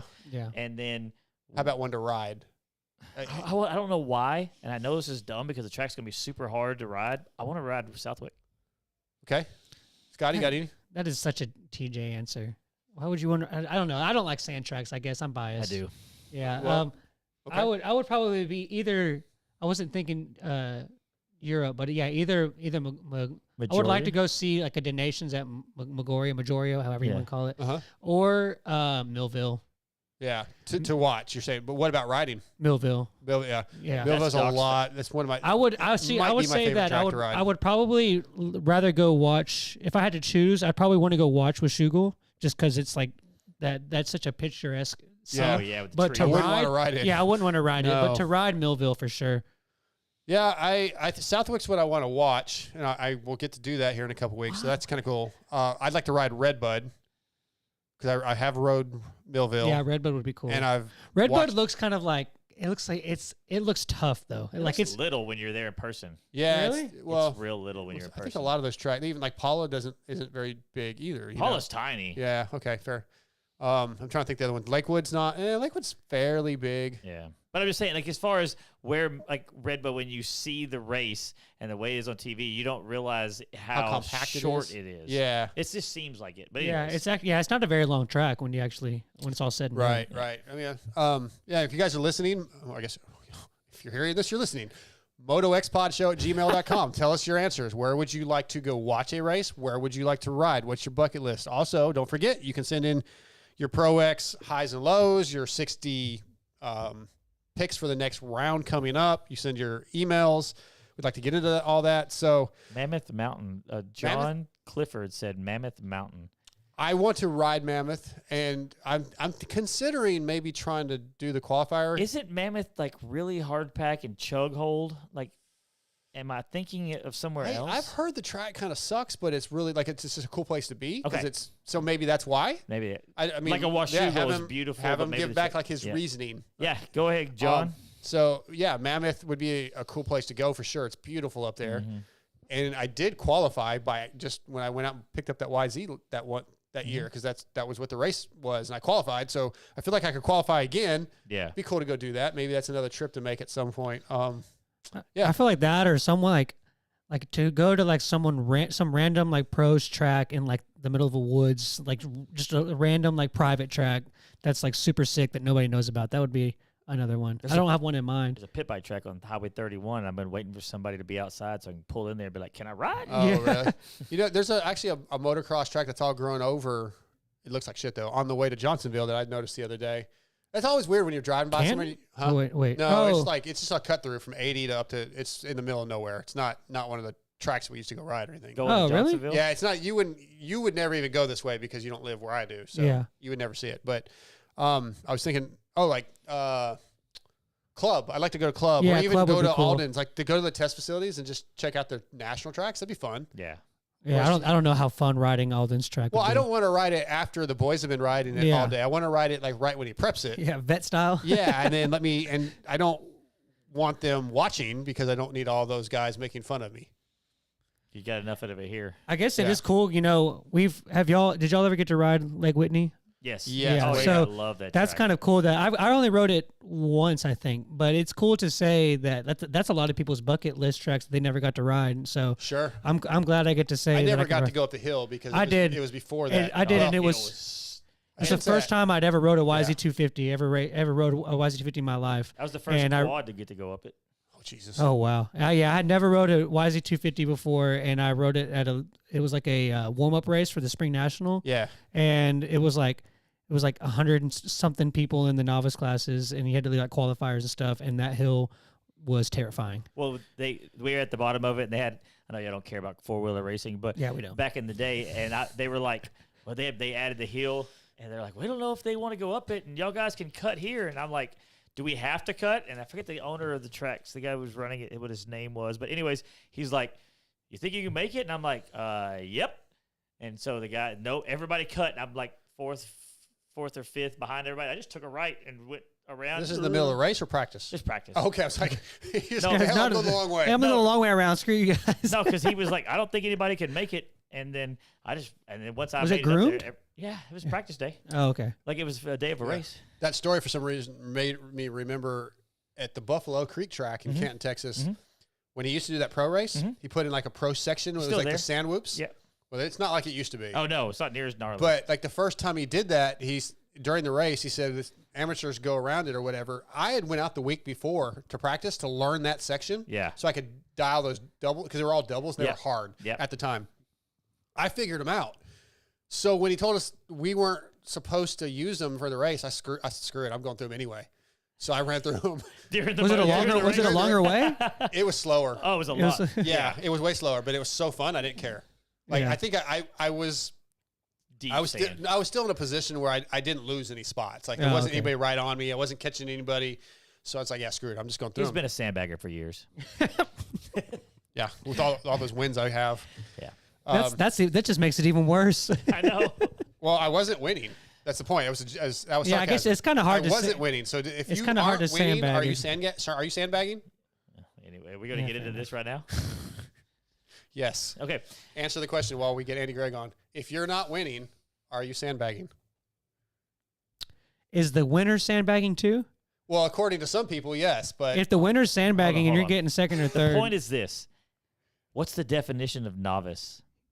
I feel like novice should be done. What's the definition of novice? Not what you feel, because if we can feel that Oh, it's I all- don't know the the definition of novice. definition I'm is saying somebody new or a beginner. I would at a say skill. I would That's a say beginner. I would say if you're within, you should be under 3 to 5 years of racing to stay okay, in a well novice then class. I was not. Yeah, you were like I was like 25 Now, if years. you just straight suck and you want to stay in the novice class, I mean, I get Yeah. that. But All right, let's get our next guest on. He's on the line. He's going to be brought to you by Guts Racing. I'm not even going to do the read because this guy should know the read. The owner of Guts Racing is on the phone with us, Mr. Andy Gregg. What's up, Andy? Hey, what's going on, fellas? What's going on, man? Do you want to tell us about Guts Racing? Why is Guts Racing so great? Oh gosh, Put you on the kind of spot. put me on the spot there, buddy. Well, I'll tell you that you've been providing the best seats and foam in the industry since for years. In 2023, shut the hell up. Almost. You were almost trying to be had you're read trying to right. get They've smart added aleck and the it color got you. teal to your lineup, man, and complete seats for Kawasaki. All kinds of great stuff coming from Guts Racing. Yeah, I mean, I don't know. I think just have a little different perspective on it than most. I mean, because our thing is we just focus just on the seat. The seat isn't like just another accessory to our product line. Most of our competition, they I don't know, they either have graphics and the seat is kind of like an accessory, Right. you know, or whatever. The seat is what we focus on, and for us, I mean, it has to work. Like we have to make this business work because we have employees that rely on us to be able to pay their bills, and I have 2 kids and a wife and stuff like that. So I got to pay my bills. Like it's one of those things that's like it's not just a hobby. It like this has to work. So we just take it really serious. So I think that's why a lot of people like our stuff is because we take it so serious. It's not just like afterthought or an extra item that you can add to your cart. No, it's definitely a performance product. And that's what we're trying to shoot for. Yep. Give people a reason to change their seat out, not just because they want it to look different or whatever. They want to be able to, one thing I used to say all the time back when I was the guy answering the phone before, when I was kind of younger, I used to just tell people all the time, you bought this dirt bike, you should enjoy it. So if you at the end of your ride, if you're complaining about the seat, then let's fix that, because at the end of the day, you should be talking about, if you're out riding the trails, how fun the trails were. Or if you're riding track with your buddies, how you cleaned out your buddy in the corner, or whatever. Like let's have fun with the day, not get off the bike and say, oh man, I rode too long, my butt's sore from the seat or whatever. Right. Well, I got to say, your product is good enough that when my kid was growing up racing, I used to be the guy who would just order the gripper material and make my own covers, and they wouldn't hold up. And I had to I was just a random customer. TJ's very cheap, first of all. Spending my hard-earned money to buy seat covers because it was the only thing that would actually hold up to my kid riding. So it's a very good product. Yeah. So. Yeah. Thank you. And it's a hard product to sell too. Like, it really is. At the end of the day, it's a really hard product to sell because people don't want the seat covers to be like an expendable product, or like a product that wears out, or but they're like handlebar grips, like you fall down. Now you can put a brand new set of grips on, and you dump the bike over in the garage just trying to load up or something, or you tear your brand new grip or break a lever. And so it's a hard product to sell. I mean, there are customers that, well, I had a stock seat cover that lasts, I don't know, 6 months, and then I put the gripper on, and it tore sooner or whatever. And it's like, well, I mean, there's a lot going on there. Like a soft tire, you're going to get a lot of, your traction's going to be better. Your bike's going to handle better, with a softer sidewall or a softer rubber, composition. But then it's going to wear out quicker. So, we could make a seat cover maybe that's a little even more durable than what we already have, but then you're going to lose some traction, because the less traction you have, the more durable. The more traction you have, the less durable. So there's always going to be a fine balance between trying to figure out, what's going to be the stickiest seat cover, but still the consumer is going to get their money's worth out of it. Mm-hmm. Yeah, I don't remember if it's something y'all offer, maybe, but I remember we would order in, y'all would custom make the side panels, the lower part of it, with like a material that would hold up better, because we were destroying the seat covers pretty regularly. But they were worth spending the money for, I promise you that. Yeah, that's the ballistic nylon that we use on there. And like Derek Kelly, he rips the seat covers bad. So on his bikes, he gets the ballistic nylon. And so does Doc. Yeah. And Brock Tickle, the same way when he was on RCH. It was weird because in here, once again, you have Tickle and you have Roxon, both guys on the same bike, same machine. Roxon, that dude, he never tears the seat cover. Tickle, that homeboy couldn't get a moto at an outdoor motocross in without tearing the seat apart. So we had to put the ballistic for him. And it's just different riders, they grip their bikes differently or what have you. That's interesting. Got it. Yeah, Andy. So with the gut seats, obviously, like we've been talking, it's a performance thing. It's not just aesthetic. I was kind of curious, when you've been around them so long, can you, like, say you're watching like practice at an amateur race or even a pros, can you kind of visually see like guys like coming into a rut with the gut seat versus guys coming in with maybe a stock seat or a seat that doesn't have that kind of grip on it? Can you physically see the difference in that? Oh yeah. When I watch them too, like one thing I noticed that people, for me, it's not actually the gripper material that I'm noticing. What I'm watching for is I'm watching to see how much they sit into their seat. So this is something that's a little different. So you have the Phantom lightweight foam, which is very, very light, saves a lot of weight off the bike, but it is a little firmer. And so here's the way, if you really want a seat to be really grippy, you go to a softer seat foam. And what happens is you sit into it more. So everybody kind of knows their way around a sanding block. At some point in your life, at school, whatever, you use the little block of wood, they have sandpaper stapled to it, and you sand with it, right? So if your foam is really hard, that's your block of wood, and then our gripper covers on the outside of that, and it's also going to chafe you pretty bad because you're kind of sanding yourself. If you go to a softer seat foam, so imagine taking sandpaper and trying to wrap it around like a sock or a t-shirt, and then trying to sand with it or a piece of foam. You wouldn't be able to do it. It would just fold over itself. You would get nowhere. You get frustrated. Well, the same goes for a seat foam. I can tell the guys who are really needing their seats to be grippy that they will get a softer foam and put it underneath their cover, because when they go into the corner, you can really see it when they get in, especially when it's a track that has lots of acceleration, like good traction out of the corners. And you can see when they sit in, they're not moving back and forth on the bike at all. And you can actually see some wrinkles. Like if you slow the video down or even take a picture, you can see the cover kind of wrinkling. And years ago, when Malcolm was on the Moto Concepts Honda bike, they call me, hey man, he feels like he's slipping too much on the starts, like he's sliding back on the bike. We're getting terrible starts. Terrible starts. And they kept arguing with me about the material, like, oh, the material needs to be this, or the ribs need to be like this, or whatever. And I said, I'll make you a deal. I'll make you guys the 3 cover options you wanted, and I'm going to send you 1 soft seat foam. And at the time, they were more concerned about the weight. And I said, don't worry about the weight, because I'm a firm believer of your bike can be heavier, but if your rider's happy, you're going to go faster. Mm-hmm. And so they put a softer foam on, and Malcolm ripped his first whole shot of the season with the soft foam. because he never, ever once moved back on the bike. But just like everything, that's not going to be the case for all riders. Some riders, it grips them too much, and then they can't move like Anderson or somebody that wants to be more fluid on the bike, moving around more. They're not going to be able to ride the really soft foam and still be able to be fluid on the bike because it's going to grip them too much. So each rider is still going to be really different, but I do notice that, like, I'll look and say, okay, like this guy's slipping around, and it might even be RC cover. And I go, if that guy had a softer foam, he would actually be able to stay in the pocket better, in the corner better. Or if I see a guy slipping on a stock seat, my first thing would say, okay, try the gripper cover. If you're still not staying in the pocket, then go to the softer foam. Yeah, that's kind of what you kind of led into. One of the follow-up things that I wanted to ask you about that is, have you ever had a rider that it just seemed to be a constant struggle trying to find something that worked, and did they ever get to the point where they just wanted to do something different, or have you ever had a situation like that?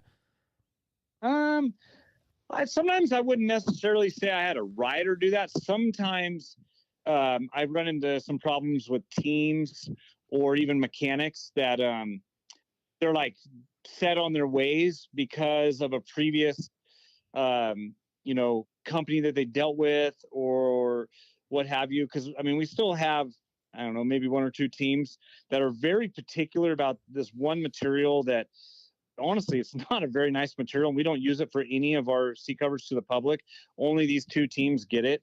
And it's, for one, it's more expensive for us. Two, I feel like it's way less grippy, but they think it is, but it's, and honestly, I don't even know if the riders notice the difference or would even say anything, but it's because the history that the mechanic or the team manager had using that material, years ago on another team, or I don't know what the reasoning is, but and there have been a few, individual riders that maybe not even at the pro level, the top B level riders, A riders, where there have been guys that they want us to, move, we're constantly moving the ribs around for them, and we can never find a happy medium. And I've just had to tell them, like, hey, maybe we're just not the company for you guys, and that's fine. Like, and we're always here, and the doors will always be open if you come back. But like, we've tried everything, and it's not what you need,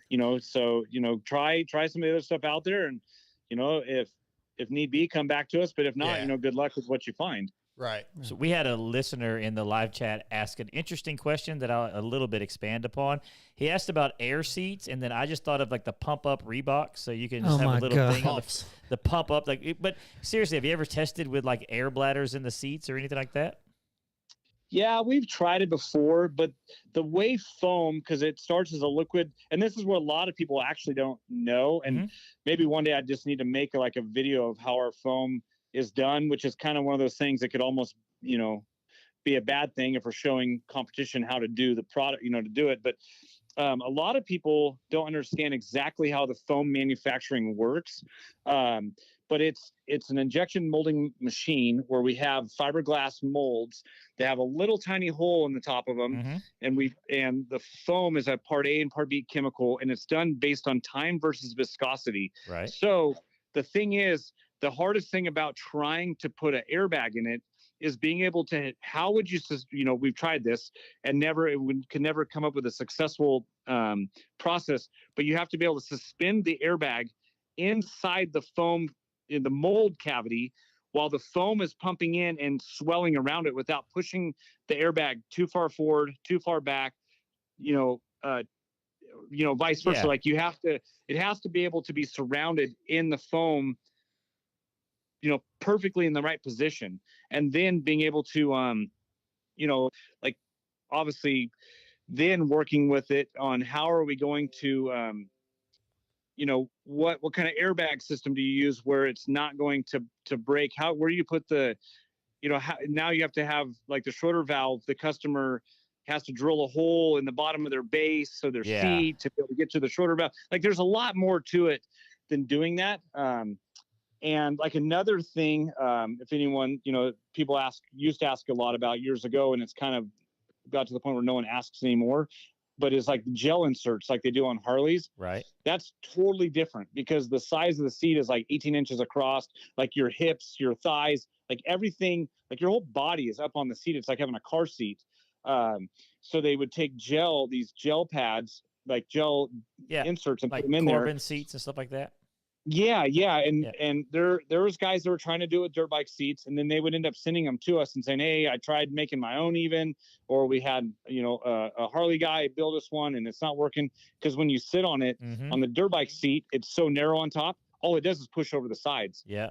So there's no way to contain it. I mean, I've seen people try to sew it and put it in bags and then put it on there, but really at the end of the day, it's still moving around in front of you, behind you. Where on the Harley, it's more like it's like a bucket, like your bottom sits down in the bucket, so it can't push it out. And it's really on a Harley, it's for the vibration, not for comfort. Gotcha. Yeah. If you want to make a video like that and show your competitions, I think one of the best videos I have on my YouTube channel is the installation of a gut seat. So I can put it on my YouTube channel, and my five watchers will enjoy it. Never mind the little plug there. Like we get all the time people there, why don't you just cut the seat to fit this? And it's like, well, we don't cut the seat. Yeah. Like it's an injection molded process to where, like we actually have to have a mold, and each mold, depending on how they are, I mean, an average mold is about $2,000 from start to finish for us to have. So if somebody came to us and said, oh, well, I have a, Yamaha, let's say like a 2003 Yamaha WR 426 or whatever, or the 450 or 250, an older model, and we want it, a half inch lower, or we need this or that, and we have to tell them no. We get a lot of angry emails like, why can't you? It's just foam, cut it. And it's like, well, we're not cutting the foam, or people ask about dual stage. Can you have dual stage foam where it's a firmer base with a softer top? And it's like, well, okay, you'd have to pour that in 2 stages. You have to pour the first layer of foam and then the second, and then what happens is when you do it like that,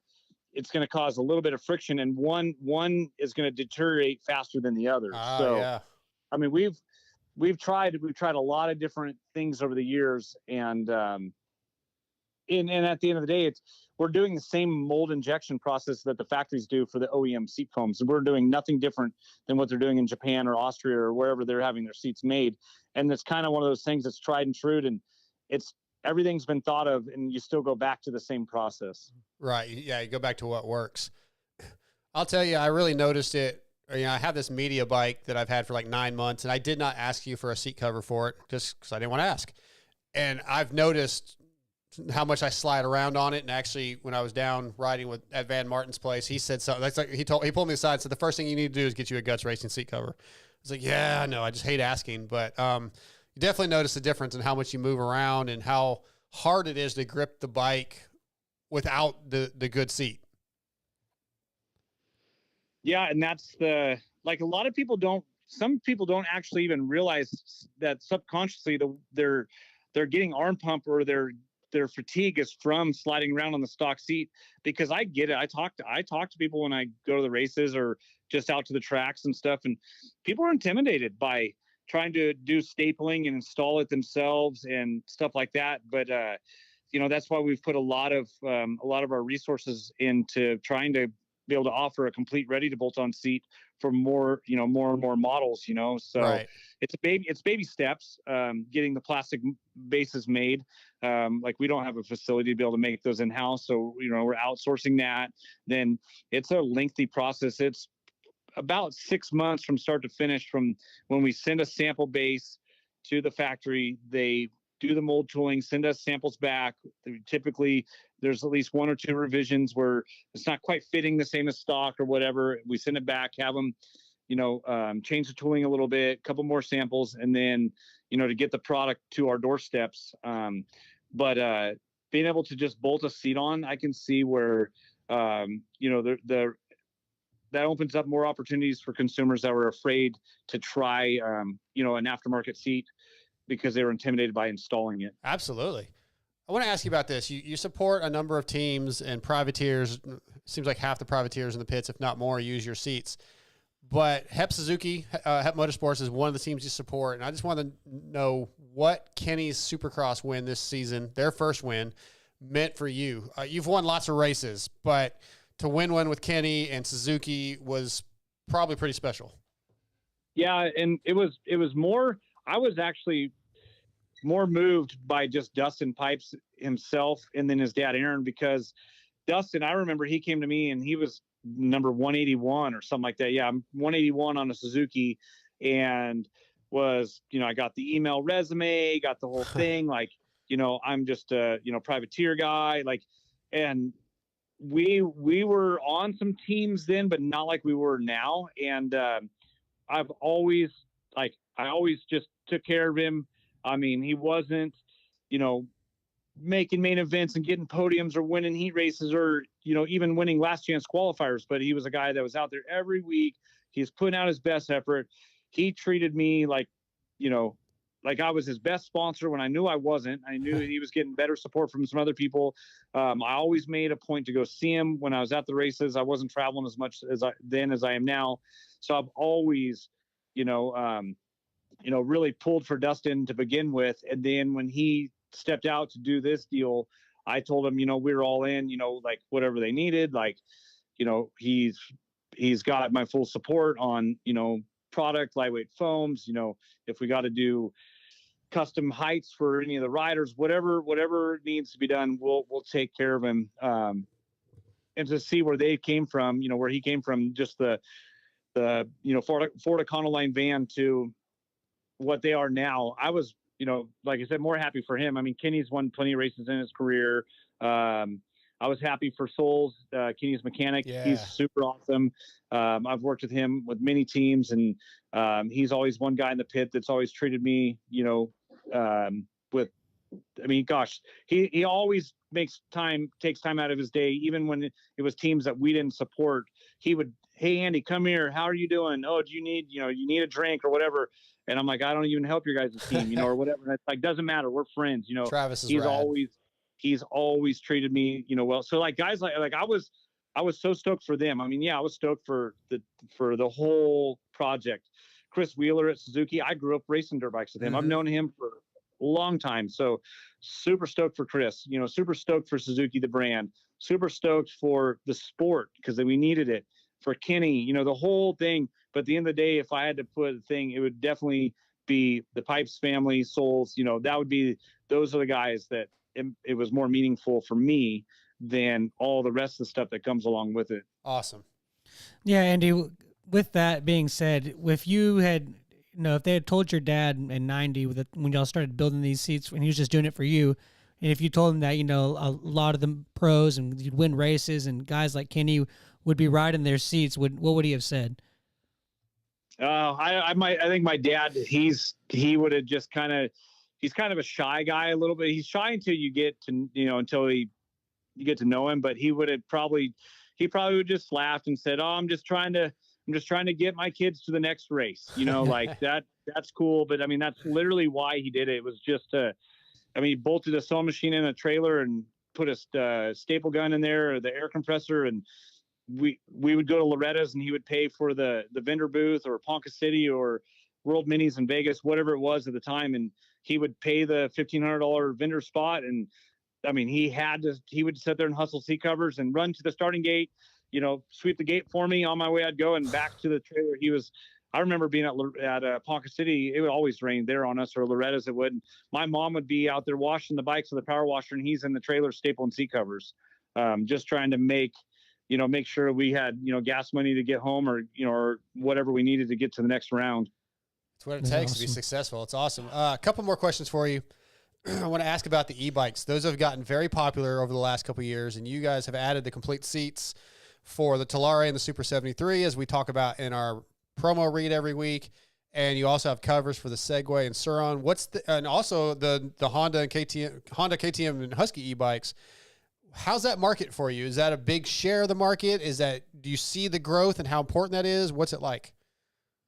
Yeah, like the Sur-Ron and Talaria right now are just they're crushing it. I mean, it's a great bike, and if you look at it, like, it has a whole nother market for us. So we have all those people that are in the inner cities that could never own a dirt bike, but it's the closest thing they can get to it. And you can, they'd be able to take it up their elevator to get to their apartment in their apartment complex or what have you. And so, and the thing, those, like, I never even thought about it, but those seat covers are actually being replaced more often, because when you crash that thing on the asphalt, even if it's by accident, or like most of these kids are, ripping wheelies on them and whatever, it tears the seat cover to shreds, even ours, because the asphalt is less forgiving than, the dirt. Like you wreck how many times you wreck your bike, right? And you pick it up and get back on it and you keep going, and nothing, no harm, no foul, not even a bent lever. But those things, you wreck it 35 miles an hour down the road and it skids across the asphalt or concrete. Your grips are torn off of it. The seat cover's all, torn up. So, yeah, it's a huge market. So, cool. And it's a lot of crossover. I have so many sponsored riders now that have started to email me, hey, I know this is my deal, but can I also use my deal to get a seat for my Sur-Ron? Yeah, go right ahead. Because the more guys that are using them things, the more we're going to sell. That's amazing. So we have a listener question. Doc Smith is who's that? His dad's an idiot. Yeah, his dad's an idiot. That's my son. If you haven't acting like an idiot. You're the idiot. Don't be an idiot. Yeah, changed my life. Well, anyways, he's watching the show. He's actually one of your riders, but he asked how many of the seat covers do like the factory teams go through in a Supercross. That's or actually a a pretty good question. Yeah, he's a smart kid. Good job, Doc. I don't know where he got it from. His mom. So it's interesting because, like I said before, it's some of these teams, they might have a rider that is very abusive on their seat, and then they might have a rider that's not very abusive at all. So let's take Moto Concepts. They will order 30 seat covers to get through Supercross is what they need to outfit 3 bikes. Yeah.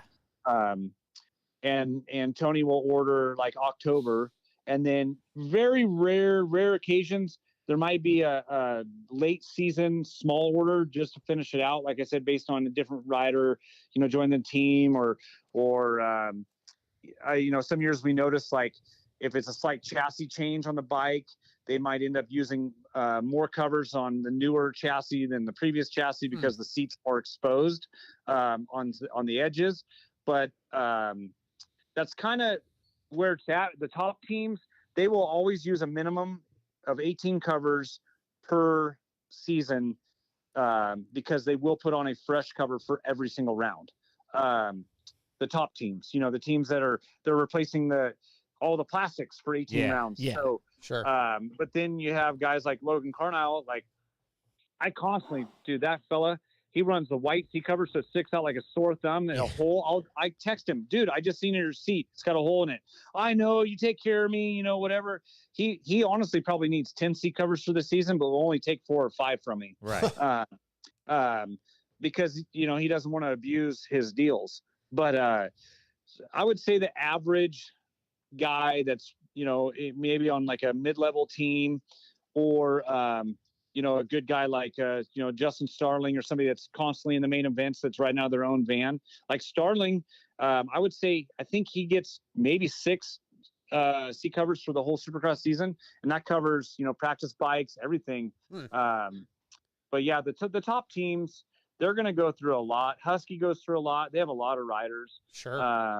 But the MXGP team, the MXGP riders, they take the cake. They will order 150 seat covers per rider. Wow. What? Per rider. But those dudes, I don't know if you guys know much about the MXGP guys. They ride 365 days a year. They only ride outdoor conditions. They never ride so-called pampered Supercross tracks. And I've talked to guys that at Renthal and places like that, and they say we have to basically send them a seat container. Like they'll ride. There's some tracks over there that are so nasty, like so rocky and gritty and sandy. One practice session, they have to change the rear sprocket on an aluminum sprocket. Wow. Because it just tears them to pieces. That's nuts. So, and you brought up earlier you're making a lot of complete seats. And it got me thinking, I know some of the aftermarket, like the pipe companies and that kind of stuff, they get like pre-production bikes to like get the pipes ready for sale. Do y'all get the pre-production seats to make covers for? We do from some manufacturers. Other manufacturers, no. So some like the Yamaha and the Honda, like we really don't have any sort of insider stuff there. We've tried over the years, and sometimes we can get one here or there, but usually those we just have to wait till I can buy a complete seat from a dealer. Now there has been times where the factory team they don't use our product, but they need a foam, and their seat supplier doesn't make seat foam. And there's been times where the factory team is like, hey, we got the new seat and the riders are already, complaining, and we need a foam change. And they'll send us one. But when I reach out and say, hey, I saw the bike, change this, whatever, I always get we don't have any parts available or whatever, from those guys. But the Austrians, now those guys, they'll send us a seat will just show up and say, okay, here's the new seat for next year's bike, and we're looking around going, we didn't even know it was coming, and we didn't even know the bikes are going to be available yet, like the Austrians, we have a very, very good relationship with them. And plus the MXGP guy, those teams, they need the seats even quicker because they seem to be on pre-production stuff quicker. Yeah. Oh, that's true. Yeah, they do have the works bikes over there. So. Yeah, like right now. Go ahead, Andy. Sorry. Yeah, right now we have the seat off or we had to do a custom mold thing to the Kawasaki for Roman Febvre and Mitch Evans, because I don't know what they're doing to their bikes, but it looked like they took a heat gun and just melted their seat pans to accommodate something they're putting underneath the seat, in the subframe area. And it sounds like maybe the new 24 Cowie is going to have the base is going to be altered to fit that. I don't know. So, but yeah, I mean, the MXGP guys, they send us some funky things that we have to try to accommodate. Just for, yeah. Two more, Andy. Two more. Okay. So I've got one. It's actually not about seats. It's going to be a little change of subject. So I noticed that you do some of the outlaw racing. Sprint cars. That was actually my next question. Well, look, my question on that was, with you having a background in moto and being so involved in sport, and I don't know if you still ride or not, but did that translate pretty well into that sport? And do you feel like you have kind of maybe a unique set of skills or something that is different than what the guys that have always been in that sport or always been on four wheels may have? I think for me, like one thing, I was able to adapt quicker to the different shapes of the tracks, because every track is different shape wise. Dirt, the dirt is different. Some is more of a tacky dirt, some are drier, dry slick. And I think coming from the motocross background, where you have to be able to adapt very quickly to the conditions, especially like living in California, or anybody that goes to Loretta's, you don't get to go there and practice for months and months and months. You have to show up and be able to put out the fastest laps with minimal track time. So I think that helped a lot. I was able to adapt really quickly, and then just how everything happens so fast. So in a sprint car, you have no clutch, you have no gears. It's just direct drive. Once the motor's running, you're going. So you have a brake pedal, but it doesn't stop you. It actually you can use it to your advantage while you're racing to help set the car or change the way the car wants to sit down on the tires to make the corner. So when you're out there, you have to have really fast reflexes. And I think a lot of that, years and years of racing the dirt bike really helped, because every lap you come around, there's braking bumps in different spots, or the ruts have changed, or riders are falling in front of you, and stuff like that. So the reflexes and just being able to adapt to different conditions quickly is what I would say the moto helped me get to. But the opposite is, in a car, you can have the worst handling race car, and you can be the best driver, and you can only carry it so far. Mm-hmm. You can only do so much with it. Where on a dirt bike, it's the opposite.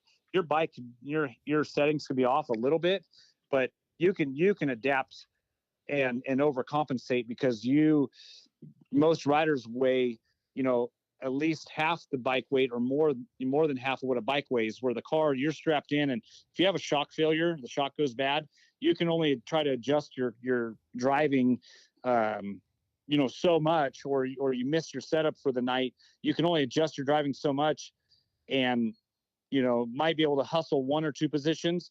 But if the car was set up better, you could have hustled, to the win or whatever. Yeah, and I think in sprint car racing, especially open wheel racing, if you miss your a setting in motocross, supercross, the track does change some, but a sprint car track can start out wet, and then it gets blue grooves, and I think the track conditions may change quite a bit. Your setup, I feel like, is more important in sprint car racing. Maybe I'm wrong, but the tracks change, especially in like a 100-lap feature or something like that. Yeah, so it definitely, it's more dependent on car setup than it is like the bike. Like I mean, you hear guys all the time, they're always trying to find that better setup on their bike, but they still won the race. Right, like exactly. In the car world, when you win your race, you come in, you're like, yeah, my crew, man, they had this thing dialed in. You hardly ever hear a guy get out of the car when he won and go, man, that car, we need to go back to the drawing board on it. But you've heard guys, I mean, Kenny is probably one of the most boisterous riders over the years, Honda, Suzuki, KTM, all the different bikes he's ridden, where they're like, hey, you won. He's like, yeah, but the bike could be better. You know what I mean? Right. You would never hear a race car driver do that from NASCAR all the way down the ranks. Like you get in and you might say maybe the car could have been better, but we just won by 2 seconds. Like, you're not going to say that. You would never say the car could have been better. You might, in the back of your mind, maybe you think, well, we could have had it a little better, but what's the point? Sure. We just dominated these guys. Exactly. So, last question I have for you, sticking on the sprint car topic, you had your own team, you raced for a number of years, and you retired a couple years ago, I believe it was, but I think the weekend of Hangtown, you got back behind the wheel. How was that was it a 360 or 410? That was a 360 race, just here in the hometown area. And it's the first time working with those guys. And we were kind of like hot and cold. Like, we were really fast in the practice session. We were the fastest car in our group. But then when we qualified, we struggled a little bit and ended up 8th quick in our group. The heat race was kind of follow the leader because the track was just too juiced up, we call it, where there wasn't much passing. So we started 8th and got 7th. So it wasn't really that impressive. And in the B main, which would be like your last chance qualifier, just kind of struggled a little bit. We're trying to work with a new team, and I'd never worked with those guys before. And so they felt kind of bad. I felt kind of bad because I told them I could have made a few different moves on the track, probably, finished a little better than we did. But also, they agreed that the setup, they could see that I was just a sitting duck. We just didn't get the car glued down to the racetrack enough. We were too loose, and the track was too dry. And but they want to go at it again. I don't know when, but they want to give me one more chance at it in their car. And then but it was fun. It was good. I was glad to be back in the car.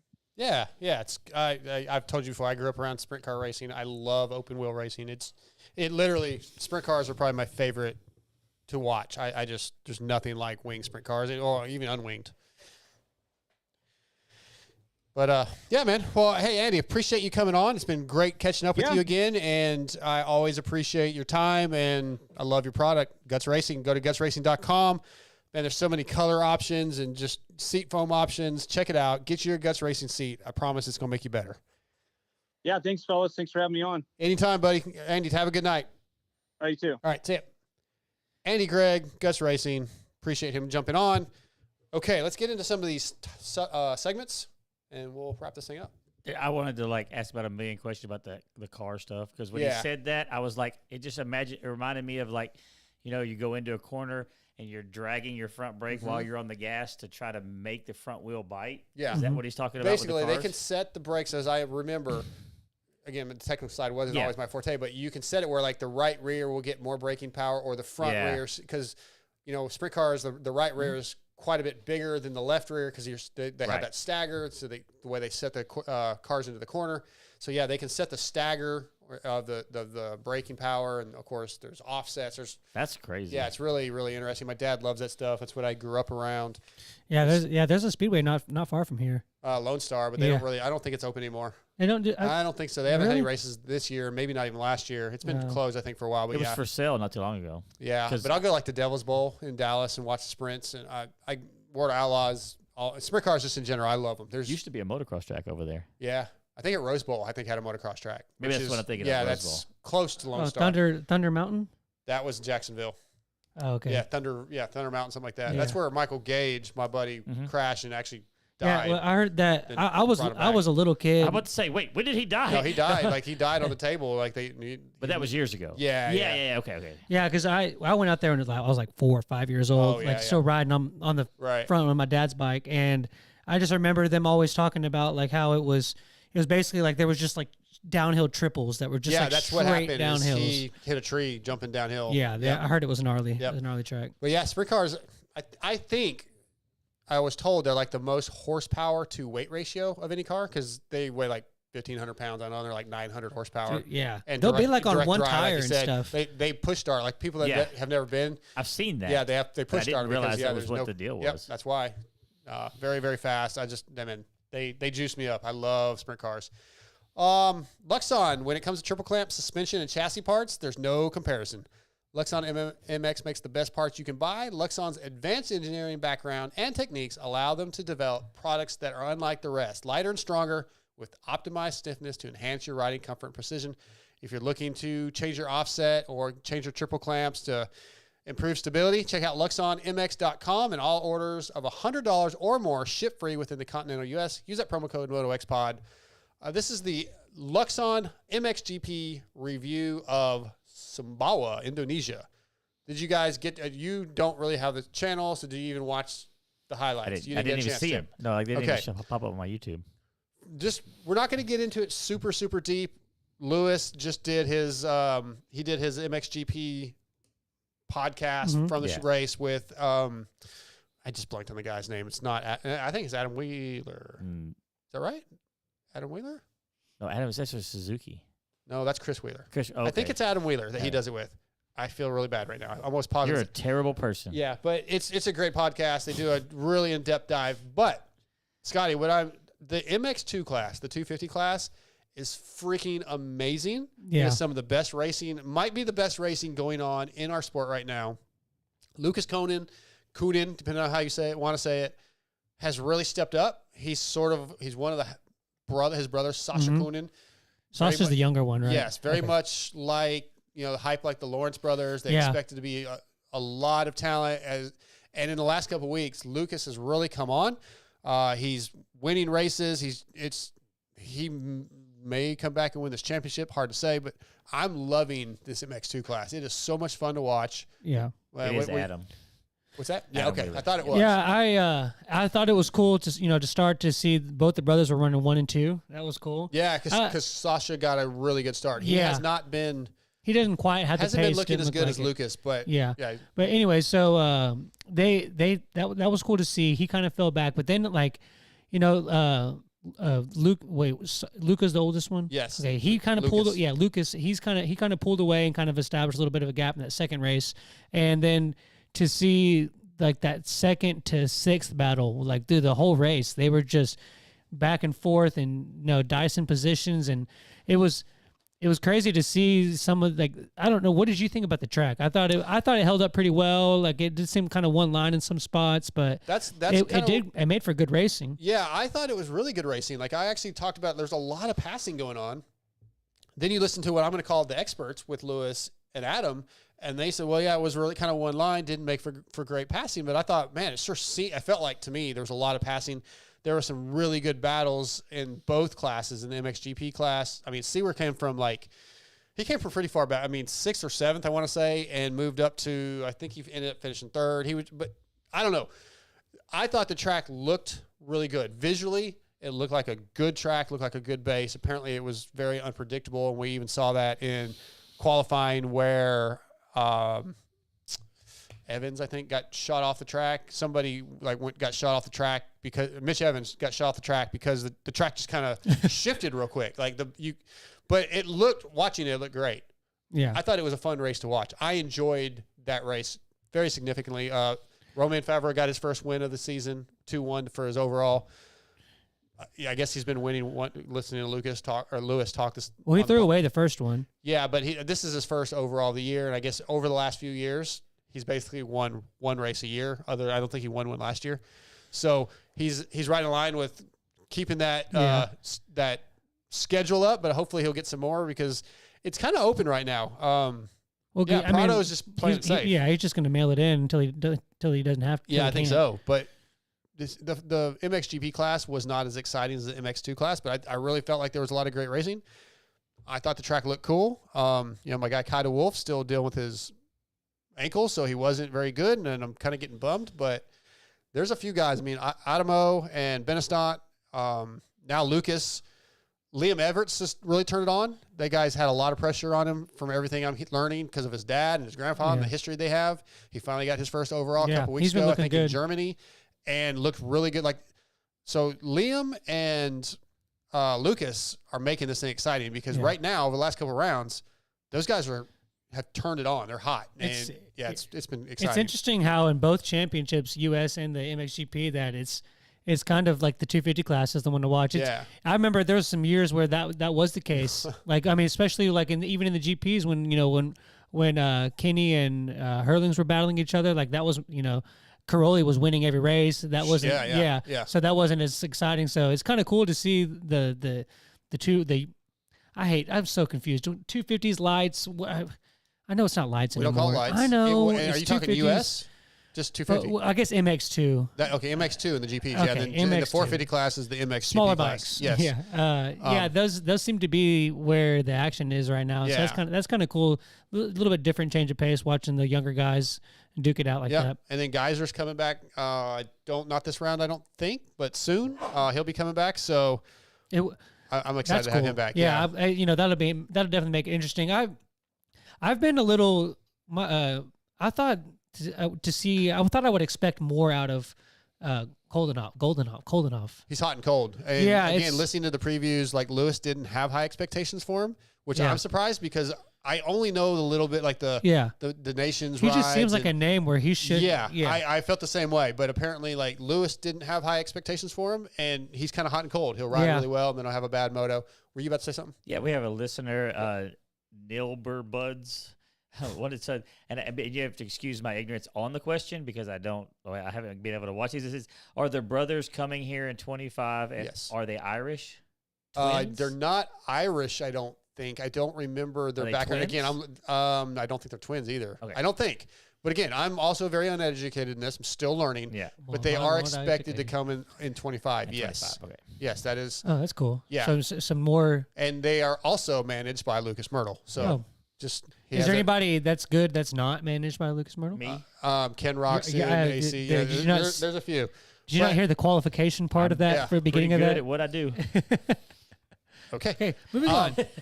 I'm very glad that I lost that trivia question contest at Pulp because it did motivate me to get more involved in watching this because it really is some of the best racing. This weekend, again, so much racing going on, but I'm looking forward to the GPs more than probably any of the others. Do you think it motivated Lewis to watch more Star Wars? No. Okay. I don't think so. I was kind of going to bring this up with Craig, but we can just kind of make it a topic if that's cool born with the you. same year, Irish twins. Okay. I guess I didn't know that was a term. Irish twins. That means they were born. That means they were born in or 9 months apart, basically. 9 months apart. So just one right out of the other. Within 12 months apart. Yeah, that makes sense. I've never heard that before. It does sound kind of racist, but I like it. It's like the old. It's old jokes. Irish people are white. Jokes? It's not racist. Okay, you had something else. Yeah. Let's get that because we got a bunch to get to. So with the, now that the FIM has separated and they've branched off into the WSX, and they obviously are the sanctioning body of the MXGP series, you mentioned earlier that basically a lot of these U.S. guys are going over there to do this WSX. With the growth of this WSX series and maybe gaining more traction and popularity, will we ever see, 10, 15 years down the road, are they going to start having guys that are going to start training to do the Supercross, kind of like how we have, like Hayden Deegan's a good example. He's been riding a Supercross track since 65s. Is that going to start gaining more momentum and start being kind of like a congruent thing where the national series, kind of how it used to be in the early 90s here, where you would go race 3 rounds of Supercross, then you'd go have 2 outdoor rounds and you'd come back. 15, 20 years down the road, do we see that kind of being a thing where these guys are groomed to be Supercross guys, and now there's a whole nother World Supercross series that runs along with the national MXGP. I would think so if there's money there, like if the money and the like if they can get the people watching and get the people in the stands and a TV package, those factories and those teams are going to put their riders anywhere because people are going to see those, and eventually those teams are going to be like, hey, we've got all of our fans going to this stadium and they're watching, Colt Nichols and Kyle Chisholm, and it's like those guys are great. I love all those guys, but like you would think that it would probably maybe motivate them to be more involved with that and grow the. I think in time, Supercross is going to be the premier thing, which already is premier, and I think Nationals will sort of fizzle out, and I think a lot of guys there'll be a lot of Supercross only guys, and there'll probably be a few guys that aren't at the higher level that will be, might be motocross only. You think that'll happen that's what he's asking. Will that be in the GPs also? Where GPs where the GPs fizzle down and it's just World Supercross. I'm going to say no. I don't think so. Does it eventually evolve to the point where the guys that are doing Supercross are so good at Supercross that the guys that do Nationals can't convert. Yeah, they can't convert their skills into being. Yeah, I can see that. And then vice versa. The guys that are super good at Supercross end up not being good at Nationals, and almost becomes two different complete sports. It's almost that way now. I mean, you have that, and I hate bringing up my but kid, it's not. But look at Doc, at how terrible he is at times outdoors, and then can make but your guys like Jet and Eli and stuff, they're just as good in both. I'm take it down the rabbit hole.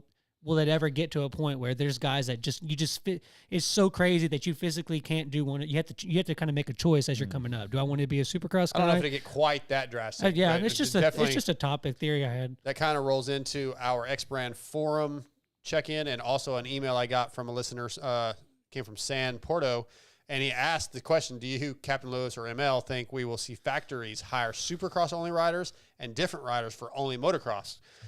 Seems like everyone except Jet is mainly in outdoors. I do think that will probably eventually happen. Like Honda will have like their guys for guy moto. I think that would be. I think that would be cool. I think that's kind of. I think the sport needs to evolve to be like that. I can see it. I could see that being something that happens. I have another email here. Oh, this was from last week. This came from Josh Pickerill, and this is one of the reasons we had some guys on a couple weeks ago. But yeah, he said, like, everyone talks about the top 10 guys all the time. I'd like to see more of the. I'd love to hear more about the guys in the back of the pack. Listeners can relate more to the privateers and their struggles, and may open more opportunities to get them support. So that is Josh, what's something we're going to work on. We're going to have more of those privateers on that don't get a lot of support. So thanks for reaching out for that. Go listen to our shows about 2 or 3 years ago. That's all it was. It's all the people who would answer. Longer than that, but like, that was not even in the beginning. Our first big time guest was like Trey Kennard, and Trey's awesome. He doesn't know what does he know? He doesn't know anything. Yeah, well, I'm still here. So. All right, X-Brand forum check-in. X-Brand has quietly grown into one of the premier goggle choices available, used by many of the GNCC guys, including Craig DeLong, Bryson Neal, Josh Strang, many others. X-Brand goggles also being worn by Hunter Lawrence as he goes on. He won his Supercross light, or no, I went go light 250 championship. I got you. Working on the 250 outdoor championships. The Alpine Star goggles is a version of the Lucid. They have to hate that. Well, I don't know. Everybody and their grandma talks about it. I don't know what to tell you. But the forum check-in is based off of a post by Don M.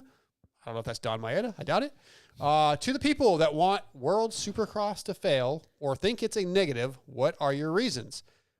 I haven't heard a lot of people saying that. I'm kind of glancing through some of these responses, and I don't really see. I don't know. Do you think it's people think it's going to fail? I think the only people that want it to fail might be failed. No, but not want it. But I'm saying people talking about it's going to fail. It's not that they want it to fail. They're just saying it's going to fail. Yeah, I think the disorganization of the organization is the biggest thing. Like, we already lost a round. Last year it ended up being 2 rounds. We're down rounds now. The French round is out. They're rescheduling. It's just like, figure it out, dude. I mean, you came to the game without all the equipment, it seems like. And promising the everything. Like, you know what I mean? Yeah. I can't imagine anybody actually wants it to fail other than maybe failed. Yeah. Yeah, my take on it is I think in theory the idea of the series pays the teams, and then the teams use that money to, to pick a rider, and the rider is like contracted to be like, I have to, like that whole setup that they're doing. I think in theory that it sounds really good, but like they're working out a lot of bugs on that. I want to see them progress through that, work out some of the kinks, and get to where that kind of concept works on a large scale. I think that's kind of part of their problem right now, is like, it's just, instead of the money being made from the guys going and doing good in the race, it's made from what the teams are going to dish out. Yeah. And they still have to pay for their whole, because like you said, it's U.S. teams that are flying over there and doing all this. So that's a very big expense to them. And I don't think these guys are, some of the lower end guys, Yeah. I hate to say, I don't like using that term, but some of the guys that aren't Ken Roczen Yeah. aren't making some of the money that where it's really super worth it. And I would be interested to see, can these teams survive doing that? And does that concept stay something that they do, or does it evolve into where it kind of turns into how our sport is now? Like, have you heard, because he's like a local guy, maybe we have some insight if we looked into it, as far as like what Harlan's actually putting in his pocket for this? No, I have no idea. Because he's going to be like the second tier, I'm talking about guy that you're talking about, and I have nothing against Harlan's doing an amazing job. He's a great rider. So hopefully people listening don't think I would say anything negative about No, I know what Grant. you're saying. I think, anybody within. I don't think he's going over there for free. I mean, Maybe. Well, maybe we can reach out and find out. All right, let's move on. Motul, TJ's Tech Tip. That's a terrible name. We got to come up with a better name than that. Yeah. The Motul Tech Tip, it doesn't have to be me. You could just, Okay, the Motul Tech Tip by TJ. For decades, Motul has developed high-performance synthetic ester-based lubricants by selecting esters over high-performance synthetic-based stocks and combining them with an innovative additive package. Motul has created a perfect synergy. Visit shopmotul.com for all their products. Use code VITAL20 to receive 20% off your order, $50 or more. Motul, lots of great products, perfect oil. What's your tech tip, TJ? Have you thought of one? I did, because this last week I've been working on testing a few things on bikes, and something I've noticed and talking with other people that they don't do, if you're going to go out, test your suspension, make sure you test it every single time with the same air pressure. Because I was working on a bike trying to figure out like a wallering issue that I was getting. Wallering? I don't know. Anyways. I don't know if that's a real word, but it is in East Texas for sure. It's waller. Yeah. I think it's actually a legitimate, like in the dictionary. Continue. Okay. I'm not saying it's not. I just don't know. But I feel like that's over yonder. Exactly. Trying to figure out what it was. And it just made me think about making sure when you're dialing suspension in that you run the same air pressure. Even if the track's a little different, if you're working on just suspension and suspension feel, you want to make sure you have your tire pressures set, because it will affect how the bike feels and make a huge difference on how the suspension. And once you get your suspension close, then you start playing with your tire pressure. And then once you get that done, you'll adjust it again. So it's kind of a work in progress as far as getting your suspension dialed in, but make sure your your tire pressure is set right. Okay. I think the word is wallow. Yeah. Wallow to Okay, it's roll oneself about in a people say lazy, wallow. relaxed, or Wallering. ungainly manner. I think you're right about the East Texas Yeah, wallering. that's but why. No, the wallowing. plural is wallering. With an R? With the ER? It's O-W-I-N-G. Wallowing. Yeah, but he said waller. Like, Oh, yeah. Well, we're just dumb rednecks. That's why I was sort of saying I didn't think it was exactly the Well, word. But that's I think what you're talking about is like wallowing in your sorrow. your self-pity. Yeah, In that yourself. it might be a totally, it doesn't matter. I Yeah. don't know. Anyways. Anyway, email us, motoxpodshow@gmail.com. MotoXpod shows. Procs, English. two more things. Procs, highs, and lows. The Procs or Pro X, depending on where you It's live. Pro X. In the United States, it is. Well, I where was are told, we? but Where I was are we? also told to We're say going to argue about this every time. Yes. Every time. Rooted in racing, from motocross to off-road, supporting teams like Pro Circuit Kawasaki and Pro Yamaha and SLR Honda. My life, I give up. Dude, you got to get us in your head, man. You were like Sexton Pro when he X gets... has been dedicated to away supplying the race. quality components since 1975, from complex jobs like an engine rebuild to simple maintenance like filters, chains, and sprockets. Pro X aims to bridge the gap between OE quality and affordability. So find Pro X at your local dealer or online retailer. Visit prox-usa.com. Pro X, highs and lows. Who wants to go first? Lows, no race. Lows, no race. Highs, no race. Okay. Because there's no fantasy. Oh, God. God, I fantasy love fantasy. sucks. I love it. Yeah, I'm going to say low was that there was really not much going on except for I watched the MXGP race a few times because there was nothing else going on. Okay.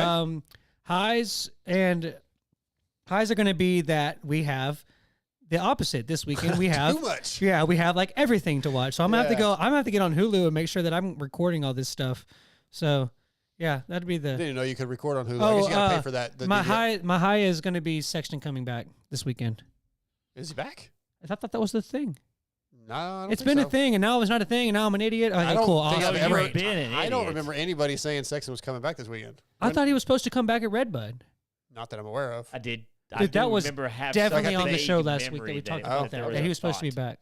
All right, I don't remember that. I'm not saying that you could be right. I could be misremembering that. That's cool. You didn't take my lows. I thought for sure you guys would take my lows. Highs, World Supercross starting. Lucas Kunin. I'm not sure how you say it because Lewis says Conan. Paul Malin says Kunin. We're getting really caught up in some Yeah. this week. And then riding at Game Moto this last weekend. That was a lot of fun. The lows were the injuries that we talked about earlier. Jordan Smith and Hymus. Those are my lows. So that's it. 60 picks. We did do the 60 picks last week. What's up? Real quick about that Hymus, I meant to bring it up earlier. If Honda wasn't dominating this year with their riders, like if Hymus was their 250 guy, do you think they'd push him to get back sooner? I don't think so. I think the teams have gotten better about understanding that these injuries need to be taken care of properly. I don't think they're as bad as they used to be. Yeah. 60 picks. We did do the 450 picks last week for Redbud because we weren't supposed to do a show this week, or we didn't think we were doing a show this week.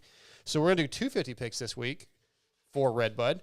Since its inception almost 12 years ago, 60 Helmets has been dedicated to the relentless pursuit of brain protection.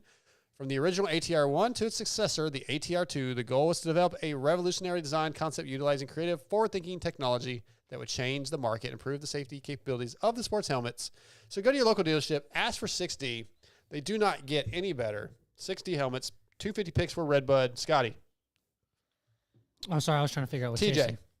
Chase was racing. He's still worried about that. That's a pretty big deal to worry about. I think What's he worried about? Trying to figure out if Chase was racing. Oh. I think Deegan's going to win this weekend. Okay.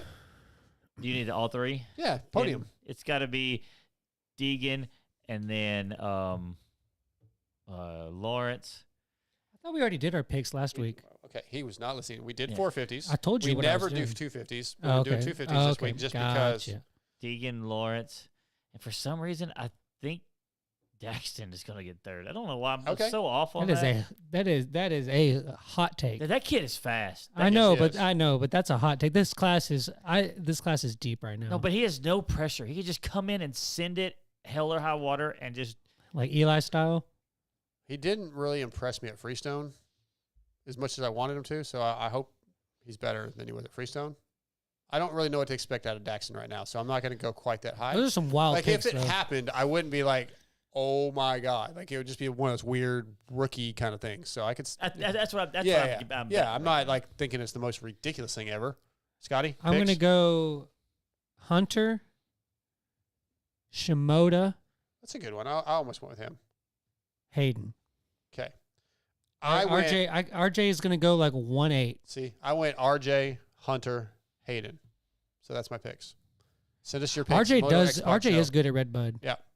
It's hard to not put him in, but yeah, I see. It's hard to not see him going like 1-8 or something I mean, like it's that. way my fantasy years gone. Those are going to be so far off. Right. Let's real quick before we wrap this thing up. World Supercross. Clearly, Kenny's the clear favorite to win the 450 class. So let's go 250 class. I don't even know who's in it. Yeah, let's do 450s. I know who's in it. That's too easy because we know Kenny's going to win almost. I don't think Kenny will win. Let me give you the highlights of the guys in the 250 class. Enzo Lopes, Max Anstey, Kyle Peters, Chris Blows, Justin Bogle, who I think's hurt. Yeah, Bogle's hurt, but he's racing. Is there anybody under Mike Alessi, the age of Mitchell 30? Oldenburg, Wait. Yoder. Wait. Alessi's Michael riding Alessi's 250? He's supposed to be. Yep. Oh. Jason Owen, McElrath. So those are the big. Is there ones. anybody I've under got the to age watch of 27 in the 250 class? Probably. I don't know how. Yeah, I don't know. I don't know how KP and Jason Owens are. They're probably about 20. This is 8. Who are you picking to win? we got to win, just to win. Yes, in the 250. Yeah, it's getting late, it's gonna probably be Like I feel like I'll it's go. Anstey All right, I'll or go. Enzo. It's Yeah, I'm gonna Anstey, say. yeah. I'm gonna say Anstey, Enzo, and then But I let's don't do think it'd be dominant. Blows. Okay, I just wanted your winner. I don't think. Oh, I I, thought you said said that- no, I said to win. I Okay, said sorry. I think the 250 classes and the 450 class with the 3 races are going to be I'm a poster They're gonna be child for interesting. ADHD. poster child for Who's Yeah. your winner? TJ. Anstey. Okay, we all went. You know what? I'm going to go ahead and change mine then. I'm going to go with Enzo. Enzo. Yeah. No, but I just think we're going to get a lot of, what do you call it? A good, like you're not going to know who's going to win until the end. And I just don't Parity? think Kenny's going to win. You don't think who's going to win? Kenny, Really? Like Yeah. the championship or the race? the race. Okay. Like yeah, I could see him not, I guess, Yeah. but yeah. All right, good show. Takes one stall. Thanks for Michael Lindsay for jumping on. Christian Craig and Andy Gregg for jumping on. I want to thank our presenting sponsors, Race Tech and Boyesen, along with all the other sponsors, ProX, Prox, X-Brand Goggles, Guts Racing, FXR, 6D, Luxon, Motul, WUSA. Yeah, it's a good show. Next week we'll have a show. I don't know if I'll be in Texas. I don't know if I'll be in California. Who really knows? A lot of fun. You guys have fun tonight? Yeah. All right. Well, we're out. Thanks for listening. We'll be back next week.